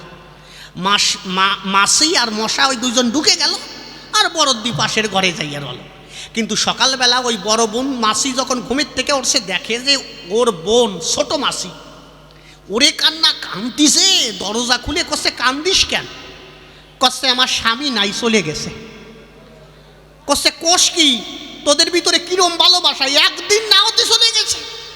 কসে এত হাত ধরলাম পাও ধরলাম, কোনো রকম রাজি হলো না, থাকলো ইনে রাত্রে। কি জন্য যে থাকলো না আমিও তো বুঝতে পারলাম না। এখন ওই বড় মাসিটি করছে, মানে ওর দিদি করছে, তোদের বাসর এত সুন্দর করে সাজাই দিলাম, তারপরে রাত্রে তোদের যাতে ভালো ঘুম হয় এই জন্য আমি গুড নাইট জ্বালাই দিছিলাম। এখন ওই মাসি করছে, ও তুই গুড নাইট জ্বালাইছিস, ওই জন্য মনে হয় আমার স্বামী থাকে নাই, ও বাগিয়েছে সেই সময়। এই জন্য চরণ ধরে করি মানা, তুমি আমার গুড নাইট জ্বালাইও না, তাহলে কিন্তু তুমি মোটে টিকতে পারবা না। এই জন্য তোমার কাছে করি বর্ণনা, তুমি জানো না গুড নাইট জ্বালালে সেই জায়গা মশা থাকতেই পারে না, হাত ধরুক পাও ধরুক তার দরই ফলাতে হয়। এ কোথায় গেলা তোমরা?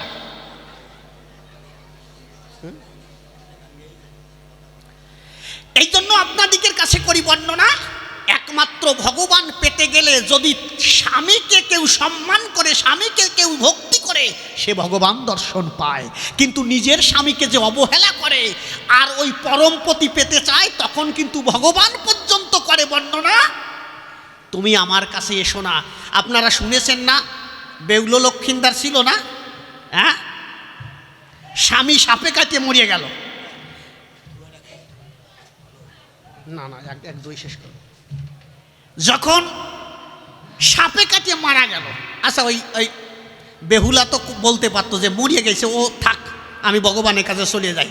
কিন্তু যে সতী নারী, সে কখনো নিজের স্বামীকে ছেড়ে যায় না।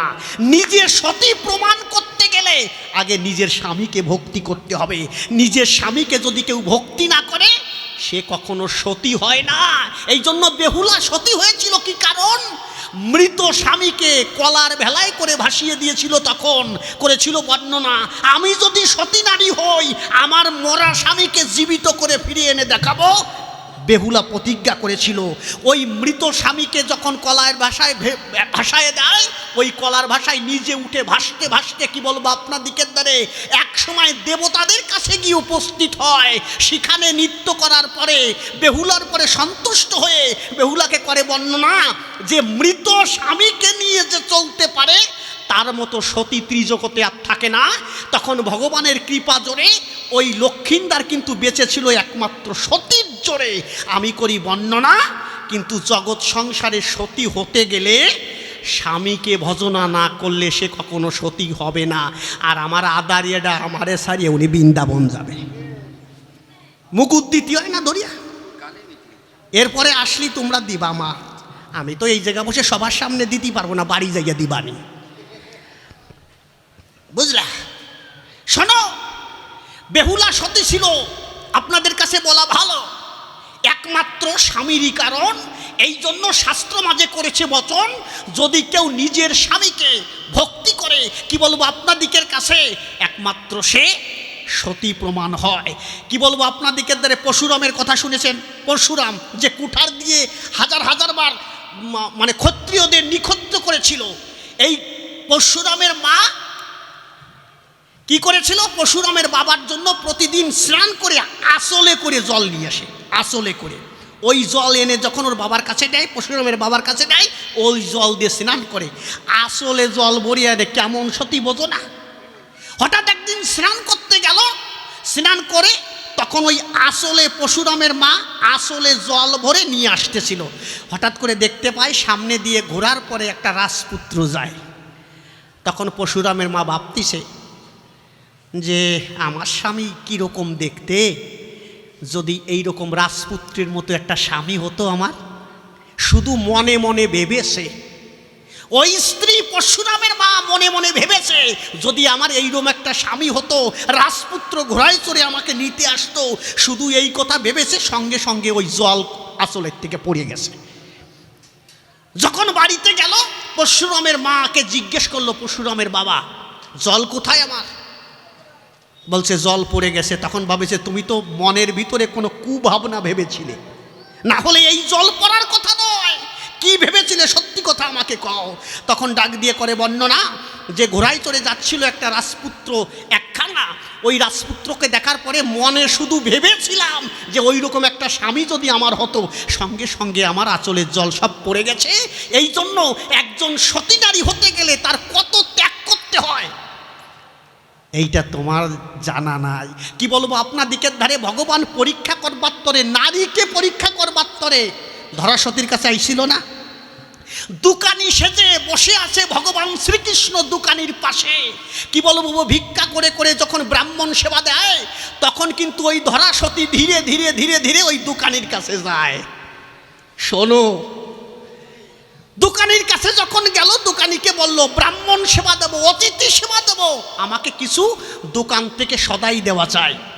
কিন্তু ভগবান রূপী ওই দোকানি ডাক দিয়ে ধরাসতীকে কয়, শোনো আমি তোমাকে দিতে পারি, কিন্তু বিনিময়ে আমাকে কিছু না দিলে আমার দেওয়া হয়ে যাবে দায়। কি চাইছিল? কি বলবো আপনাদিকের ধারে দোকানি বলেছিল, ভগবান বলেছিল তোমার একটা অঙ্গের থেকে একটা স্তন আমাকে কেটে দিতে হবে। কি বলবো আপনাদিকের ধারে তখন বলেছিল ধরাসতী, শোনো আমি যখন একটা স্বামীকে বিয়ে করেছি, আমার জীবন যৌবন মনোপ্রাণ সব কিছু সঁপেছি আমি ওই স্বামীর পায়। আমার দেহের যদি কোনো কিছু কোনো বস্তু থাকে, একমাত্র অধিকার আমার স্বামীর নয়, এছাড়া কোনো ব্যক্তির নয়, ভগবান পর্যন্ত তার নয়। বলছে যদি সদাই নিতে হয় তাহলে তোমার একটা স্তন কেটে আমাকে দাও এই সময়। কি বলবো আপনাদিকের ধারে তখন অতিথি সেবা দেবে, অতিথি ওইদিকে না খেয়ে রয়েছে। তখন ভাবছে তাহলে আমার স্বামীর কাছ থেকে অনুমতি নিয়ে আসি। এরই সতী নারী কয়, স্বামীর কাছে গেল, অনুমতি নিল যে ব্রাহ্মণ সেবা অর্থাৎ অতিথি সেবা দিতে হবে এই সময়। স্বামীর অনুমতি পাবার পরে স্তন কেটে দিয়েছিল, কিন্তু ওই দোকানির গোচরে।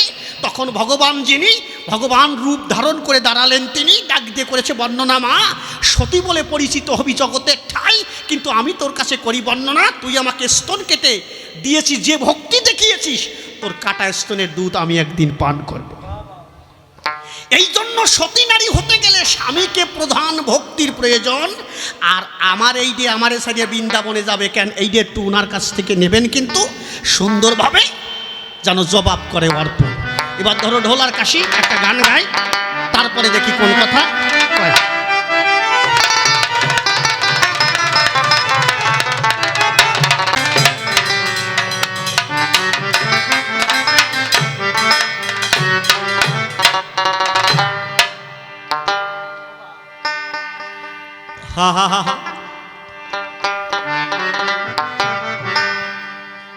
ভালোবাসা জানতাম না রে, শিখাইলে তুমি। ভালোবাসা জানতাম রে, শিখাইলে তুমি। ভালোবাসা জানতাম রে, শিখাইলে তুমি।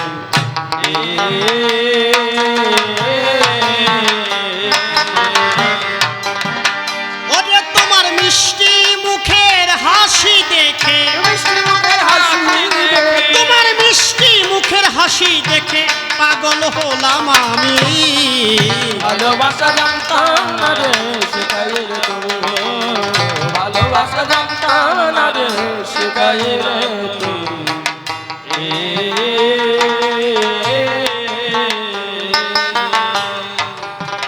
তোমার আমার প্রথম দেখা হলো যে সময়, চুপি চুপি কাছে এসে দিলে পরিচয়। ও দিলে পরিচয়,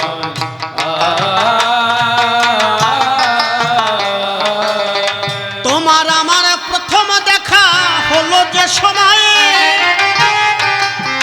চুপি চুপি কাছে এসে দিলে পরিচয়। দিলে পরিচয়,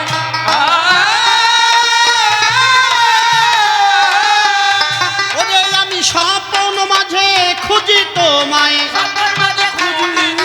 আমি স্বপ্ন মাঝে খুঁজি তোমায়, খুঁজে ফিরি আমি। ভালোবাসা জানতাম না রে শিখাইলে তুমি, ভালোবাসা জানতাম না রে শিখাইলে তুমি।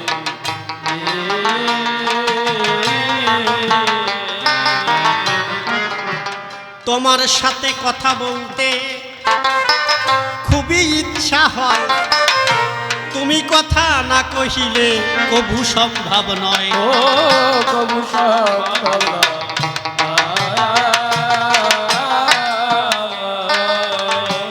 তোমার সাথে কথা বলতে আমার খুবই ইচ্ছা হয়, তুমি কথা না কহিলে কভু সম্ভব নয়। কবু সম্ভব নয়।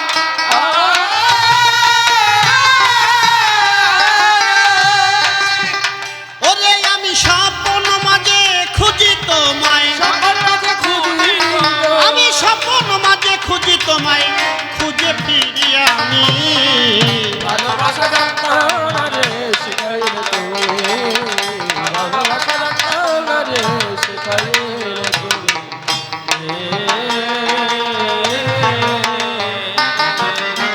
তুমি বন্ধু দূরে থাকো করি হাহুতাস, হৃদয়ে মাঝে বন্ধু তুমি সদা করো বাস। ও সদা করো, আমি তোমাকে করিয়া বিশ্বাস, তোমাকে করিয়া আমি তোমাকে করিয়া বিশ্বাস, এখন কাঁদি আমি। ভালোবাসা জানতাম না রে শিখাইলে তুমি, ভালোবাসা জানতাম না রে শিখাইলে তুমি।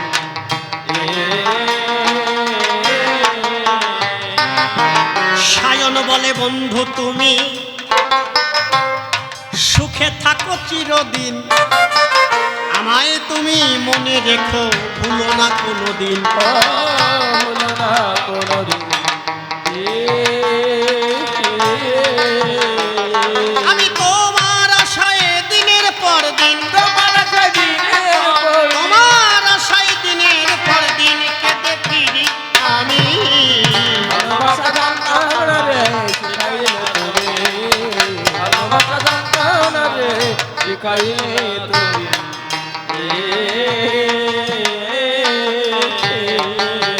রানা কুম্ভ নামটি নিয়ে সভাতে দাঁড়াই, কিছু প্রশ্ন করেছিলাম মীরা দেবীর ঠাই। যেভাবেতে প্রশ্নপত্র সবাই হয়েছিল দান, যদিও হয় সঠিকভাবে তাহার সমাধান।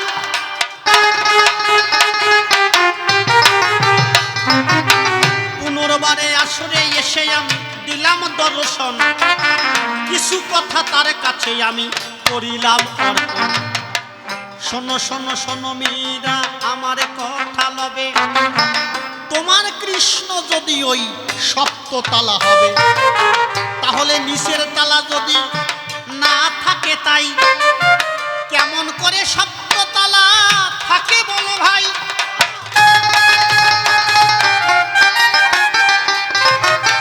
এই জন্য মা শ্রেষ্ঠ আমার জগৎ সংসারে, তোমার কৃষ্ণ ও কালী হয়েছিল জগৎ মাঝারে।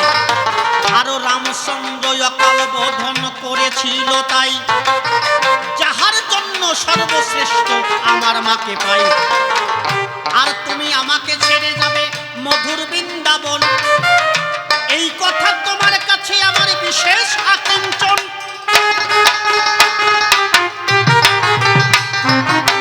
শোনো, বেহুলা সতী হলো শুধু তার স্বামীকে ভজনা করে, না হলে বেহুলা সতী হতে পারত না। আপনারা মালাবতীর নাম শুনেছেন না? মালাবতী, মালাবতীর স্বামীর নাম ছিল উপবরণ। এই উপবরণের হয়েছিল কুষ্ঠব ব্যাধি। কুষ্ঠব ব্যাধি এমন ভাবে দেহে দেখা দিল, দেহ পচে গেল, মনে হচ্ছে শরীরে হাত দিলে মাংস খসে খসে পড়তেছে। মালাবতীর স্বামীর এমন অবস্থা হয়েছিল। এই কথা বলো না, এই চুপ করে বলো। মাংস খসে খসে পড়ছিল।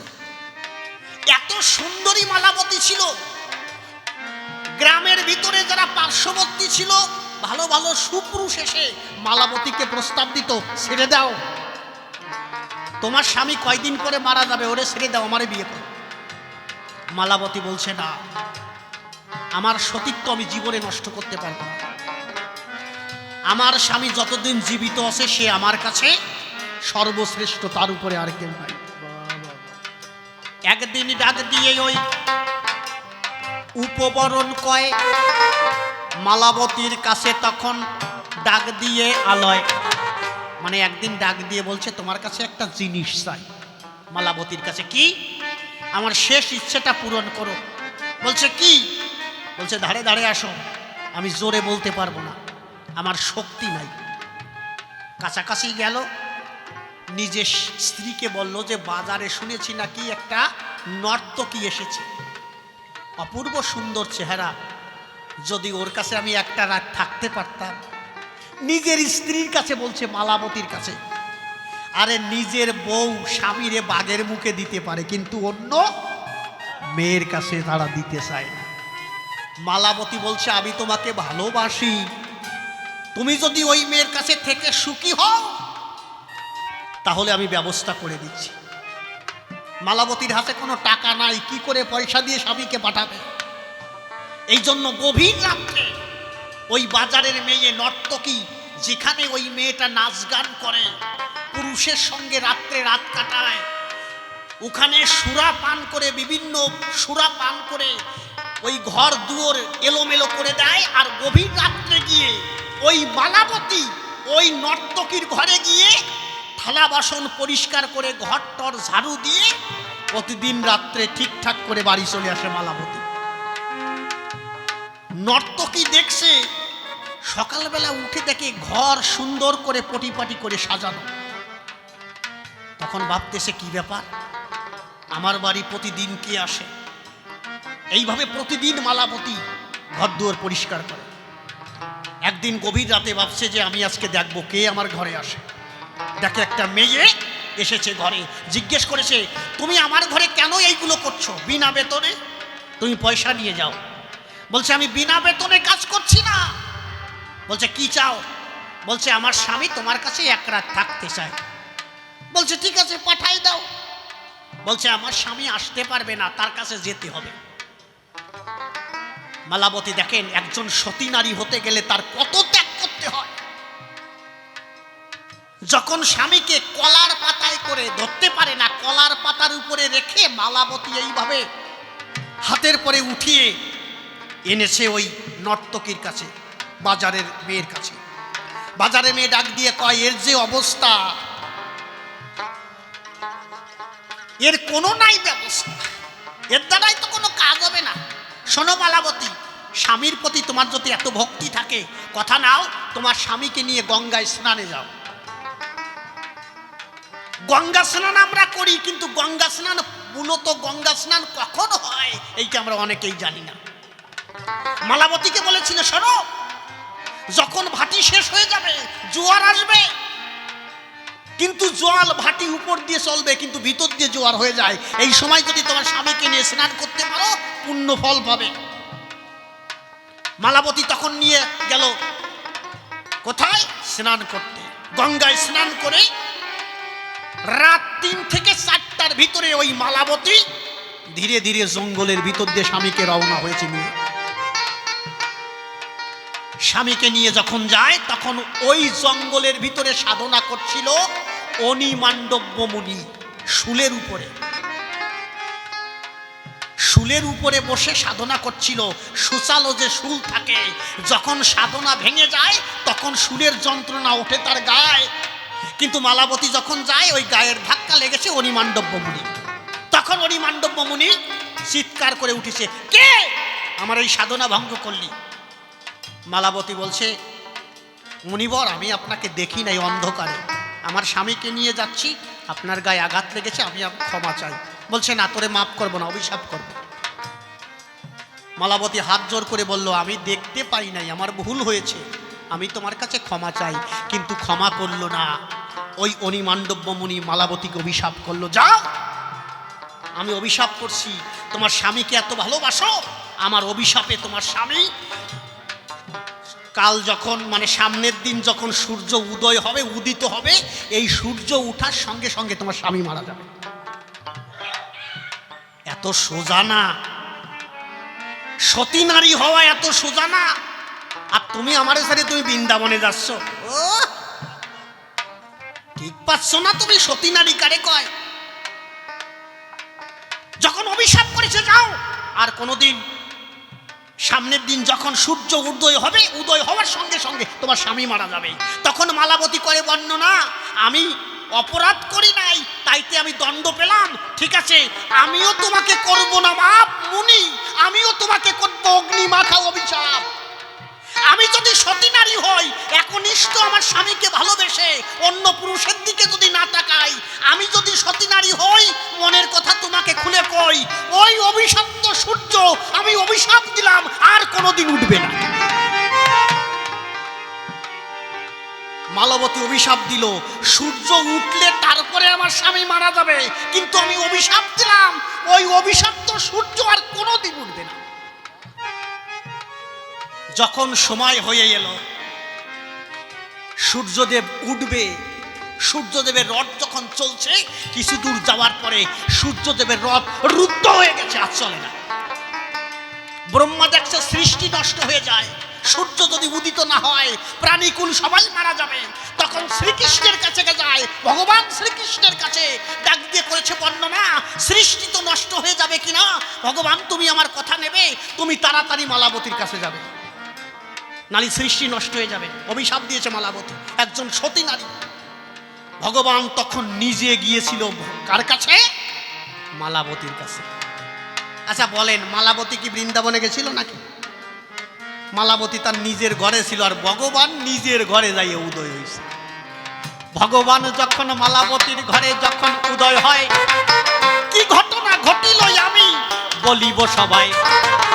ভগবান শ্রীকৃষ্ণ তখন ডাক দিয়ে কয়,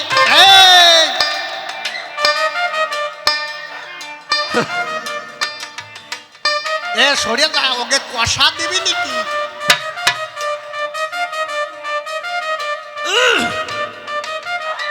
ওরে বাবা, আস্তে আস্তে আস্তে আস্তে আস্তে, মা বসো বসো, চুপ করে বসো। এ সরে যা, সরে যা।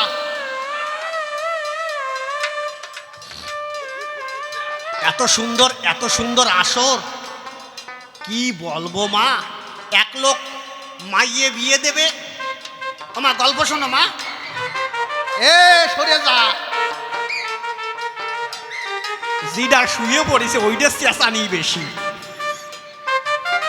এ তুই পারতিস না, তাও অত চেঁচাচ্ছিস কেন? বাবা ওদের একটু দূরে তাড়াই দেন। এক লোকের মাইয়ে বিয়ে দেবে, এই কুকুরির যন্ত্রণায় এত সুন্দরভাবে প্যান্ডেল করিছে, বলছে প্যান্ডেলে কোনো রকম যেন ছিদ্র থাকে না, কুকুর যেন না ঢোকে। আমি কুকুরের জ্বালা সহ্য করতে পারবো না। 5 থেকে 7 লাখ টাকা খরচ করে প্যান্ডেল করেছে, কিন্তু ওই প্যান্ডেল করতে করতে কাপড় এক জায়গায় কর্নারে দিয়ে কম পড়ে গেছে।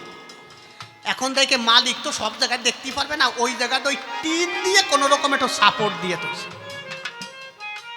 এই যে যে কুকুর এইরকম তিনটে ওই এলাকার কুকুর, একই রং, একই কালার, একই সাইজ, ওই ওই এলাকায় থাকে। ওরা করছে ভাই এই বাড়ি কি হচ্ছে? কছে এই বাড়ি তো বিয়ে হচ্ছে, তা তোরা বসে বসে করিস কি? কছে কি করি মানে? বড়টা কছে তোরা এখনো যাচ্ছিস না কেন? কছে যেভাবে আটকাইছে ঘরের ভিতর ঢুকা তো যাবে না। বড়টা কছে দেখ আমি আগে খাইয়ে আসি। তা ও যাইয়ে টিন ঠেলা দেশে ওই টিনের ছাতা গেছে পড়িয়ে, আর ওই ফুটো দিয়ে ওই জায়গাতে ঢুকিছে।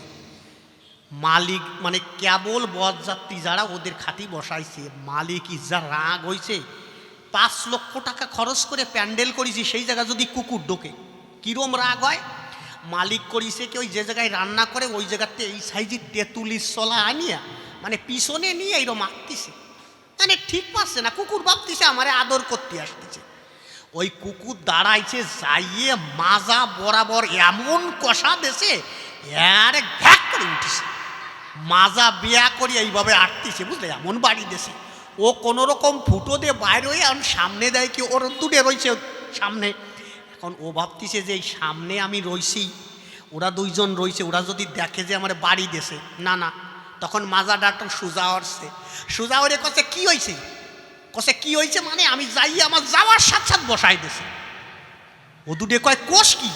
কছে হয় আমার যাওয়ার সাথে সাথে বসাই দেছে। ও কোনো রকম ঠ্যাং টানিয়ে যাইয়া ওই জায়গা বইছে। আর মাঝেটা কয় কি তা আমি যাই একটু খাইয়ে আসি। একই কালার, একই সাইজ।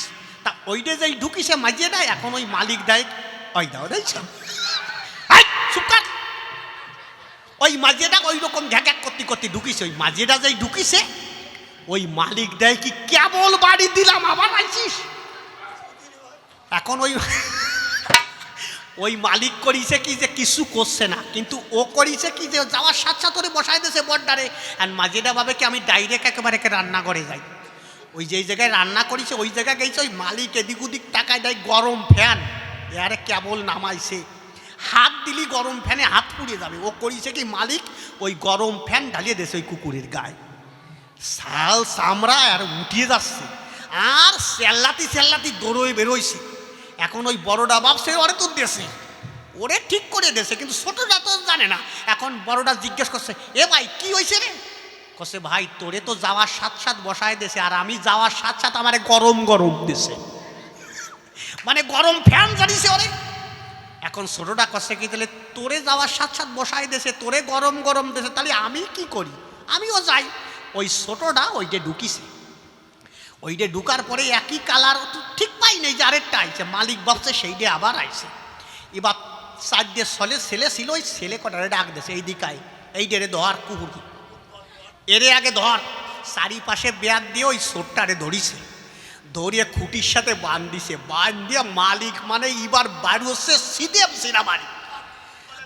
আর কুকুর তো চেল্লা পাল্লা শুরু করছে, বারতি বারতি তেনা জারা করে ছাড়িয়ে দিয়েছে। যা ও কোনো রকম মাথা টানতি টানতি যাই ওই ফুটোতে বাইর হইয়া এমনি সোজা হইয়া দাঁড়াইছে। ও তো বুঝতে পারছে যে আমি যে বাড়ি খাইছি ওকে তো জানানি যাবে না। এখন করছে বড়টা করছে এ কি হয়েছে তুই, তোরে কি করিছে? কছে দেখ তোরে তো যাওয়ার সাথে সাথে বসাই দেছে, আর মাঝিরে যাওয়ার সাথে সাথে গরম গরম দেছে, আর আমি যেই গেছি মালিক আমারে বাদ দিয়ে রাখছে, আমারে আসতেই দেবে না। করছে না খাইয়ে তুই যাতেই পারবি না, আমারে না খাইয়ে আসতেই দিল না। আমি তো চলি আসবো, তা আমারে দৌড়িয়ে রাখছে, অনেক কষ্ট করে আইছি। এই জন্য কনে গেলি দৌড়িয়ে, কিন্তু সেইরকম পারিও বাড়ি। কৃষ্ণ যখন ধীরে ধীরে মালাবতীর কাছে যায়, দরজার কাছে গিয়ে যখন উপনীত হয়, এখন কিন্তু কৃষ্ণ দরজার সামনে গেছে। কার? মালাবতীর ঘরে। দরজায় যে করানার আসছে, ও মালাবতী দরজা খোলো। এখন মালাবতী বলছে কে তুমি? বলছে আমি কৃষ্ণ। কোন কৃষ্ণ তুমি? ভগবান শ্রীকৃষ্ণ বলছে তুমি একবার দরজা খুলে দেখো তোমার দরজায় কে এসেছে। বলছে কোন কৃষ্ণ আগে বলো। কৃষ্ণ ভগবান বলছে যাকে পাইবার তরে যোগী ঋষি আছে গভীর সাধনার তরে, হাজার হাজার বছর সাধনা করে যাকে না পায় সেই পরম ধন তোমার দরজায় এসেছে, দরজা খোলা চাই। মালাবতী যখন দরজা খুলে দিল, দেখতে পাই ভগবান শ্রীকৃষ্ণ বাঁশি নিয়ে দাঁড়িয়ে রয়। বলছে আমি তো তোমারে ডাকি নাই, তা তুমি আইসো কেন? তোমারে তো আমি ডাকি নাই, সাধনা করে পায় না তোমারে, তা তোমারে তো আমি ডাকি নাই, তুমি আমার বাড়ি আইছো কেন? বলছে বাড়ি এসেছি কেন বোঝো না মালাবতী, তুমি তোমার অভিশাপ ফিরিয়ে নাও, না হলে সৃষ্টি নষ্ট হয়ে যাবে। সূর্য যদি উদিত না হয় সৃষ্টি নষ্ট হয়ে যাবে, আর সৃষ্টিতে কোনো জীব থাকবে না। বলছে না না না, এই অভিশাপ আমি ফিরাই নিতে পারবো না, সূর্য উঠলে আমার স্বামী মারা যাবে। বলছে আমি তোমাকে কথা দিলাম তোমার স্বামীকে ফিরিয়ে দেব।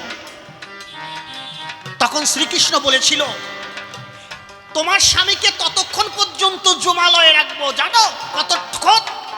একটা গো সিংহের উপরে, মানে গরুর যে শিং থাকে না, ওই শিংয়ের উপরে একটা সরিষার দানা রাখলে যতটুক সময় থাকে, কত রাখার সাথে সাথে সরিষার দানা পড়ে যাবে, সেইটুক সময় জমালয়ে রাখবো। তখন মালাবতী বলেছিল আমি তোমারে ভালো করে চিনি, হারে হারে চিনি, তুমি ভগবান চিন্তামণি, তুমি যদি ইচ্ছা করো ওই গো সিংহের পরে ওই সরিষা হাজার হাজার বছর ধরে দাঁড় করিয়ে রাখবে। আমি তোমারে চিনি, আমি আমার স্বামীকে অভিশাপ থেকে আমি এইটা করতে পারবো না। সেই দিন কৃষ্ণ পাও ধরেছিল মালাবতী, বলছে আমি কথা দিচ্ছি ভগবান তোমার স্বামীকে পলকের মধ্যে তোমাকে ফিরিয়ে দেব, আর তোমার স্বামীর কুষ্ঠব্যাধি ভালো করে পুরো যৌবনা একটা পুরুষ করে দেব। আচ্ছা বলেন মালাবতীকে ওনারা ডাকিছিল নাকি? না। কি জন্য ভগবান আসলো? তার স্বামীকে ভক্তি করেছিল, ভালোবেসেছিল, শ্রদ্ধা করেছিল, এই জন্য ভগবান বাড়ি পর্যন্ত আসতে হলো। আর আমার আদারে বিটি আমারে তুই বৃন্দাবন যাবে, এই জন্য বলে যাই আমি ধর্ম সবার গয়, মালাবতীর মতো সতী নারী জগৎ মাঝে রয়, তাহার মতো হতে গেলে আমি বলি তবার ঠাই, ভগবানের পূজা করার আগে স্বামী পূজা চাই। স্বামীকে যারা ভজনা করে জগৎ মাঝারে, তবে কিন্তু পাই দেখো কৃষ্ণ পরাৎপরে।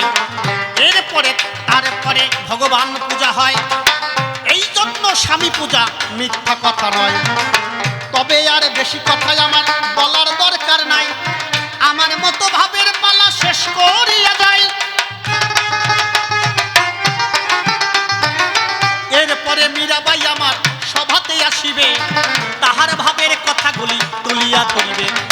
দেখি এসে কোনোভাবে সে কোন কথা কয়, কোনোভাবে এসে দেয় তার ভাবের পরিচয়। তবে আর বেশি কথা বলবো না, ছেড়ে দিয়ে যাবো আমার কাব্য আলোচনা। এরপরে মীরাবাই সভাতে আসিবে, তাহার ভাবের কথা তুলিয়া ধরিবে। দেখি এসে কোনোভাবে কোন কথা কয়, কোনোভাবে এসে দেয় তার ভাবের পরিচয়। তবে আর বেশি কথা বলবো না, ছেড়ে দিয়ে যাবো আমার কাব্য আলোচনা। এদিকে আছেন যারা ভক্তগণ, বন্দনা করে যাই সবার চরণ। এই পর্যন্ত আমার দ্বিতীয় সৎসঙ্গ হলো প্রেমানন্দে ভক্ত বৃন্দে সবাই হরি হরি।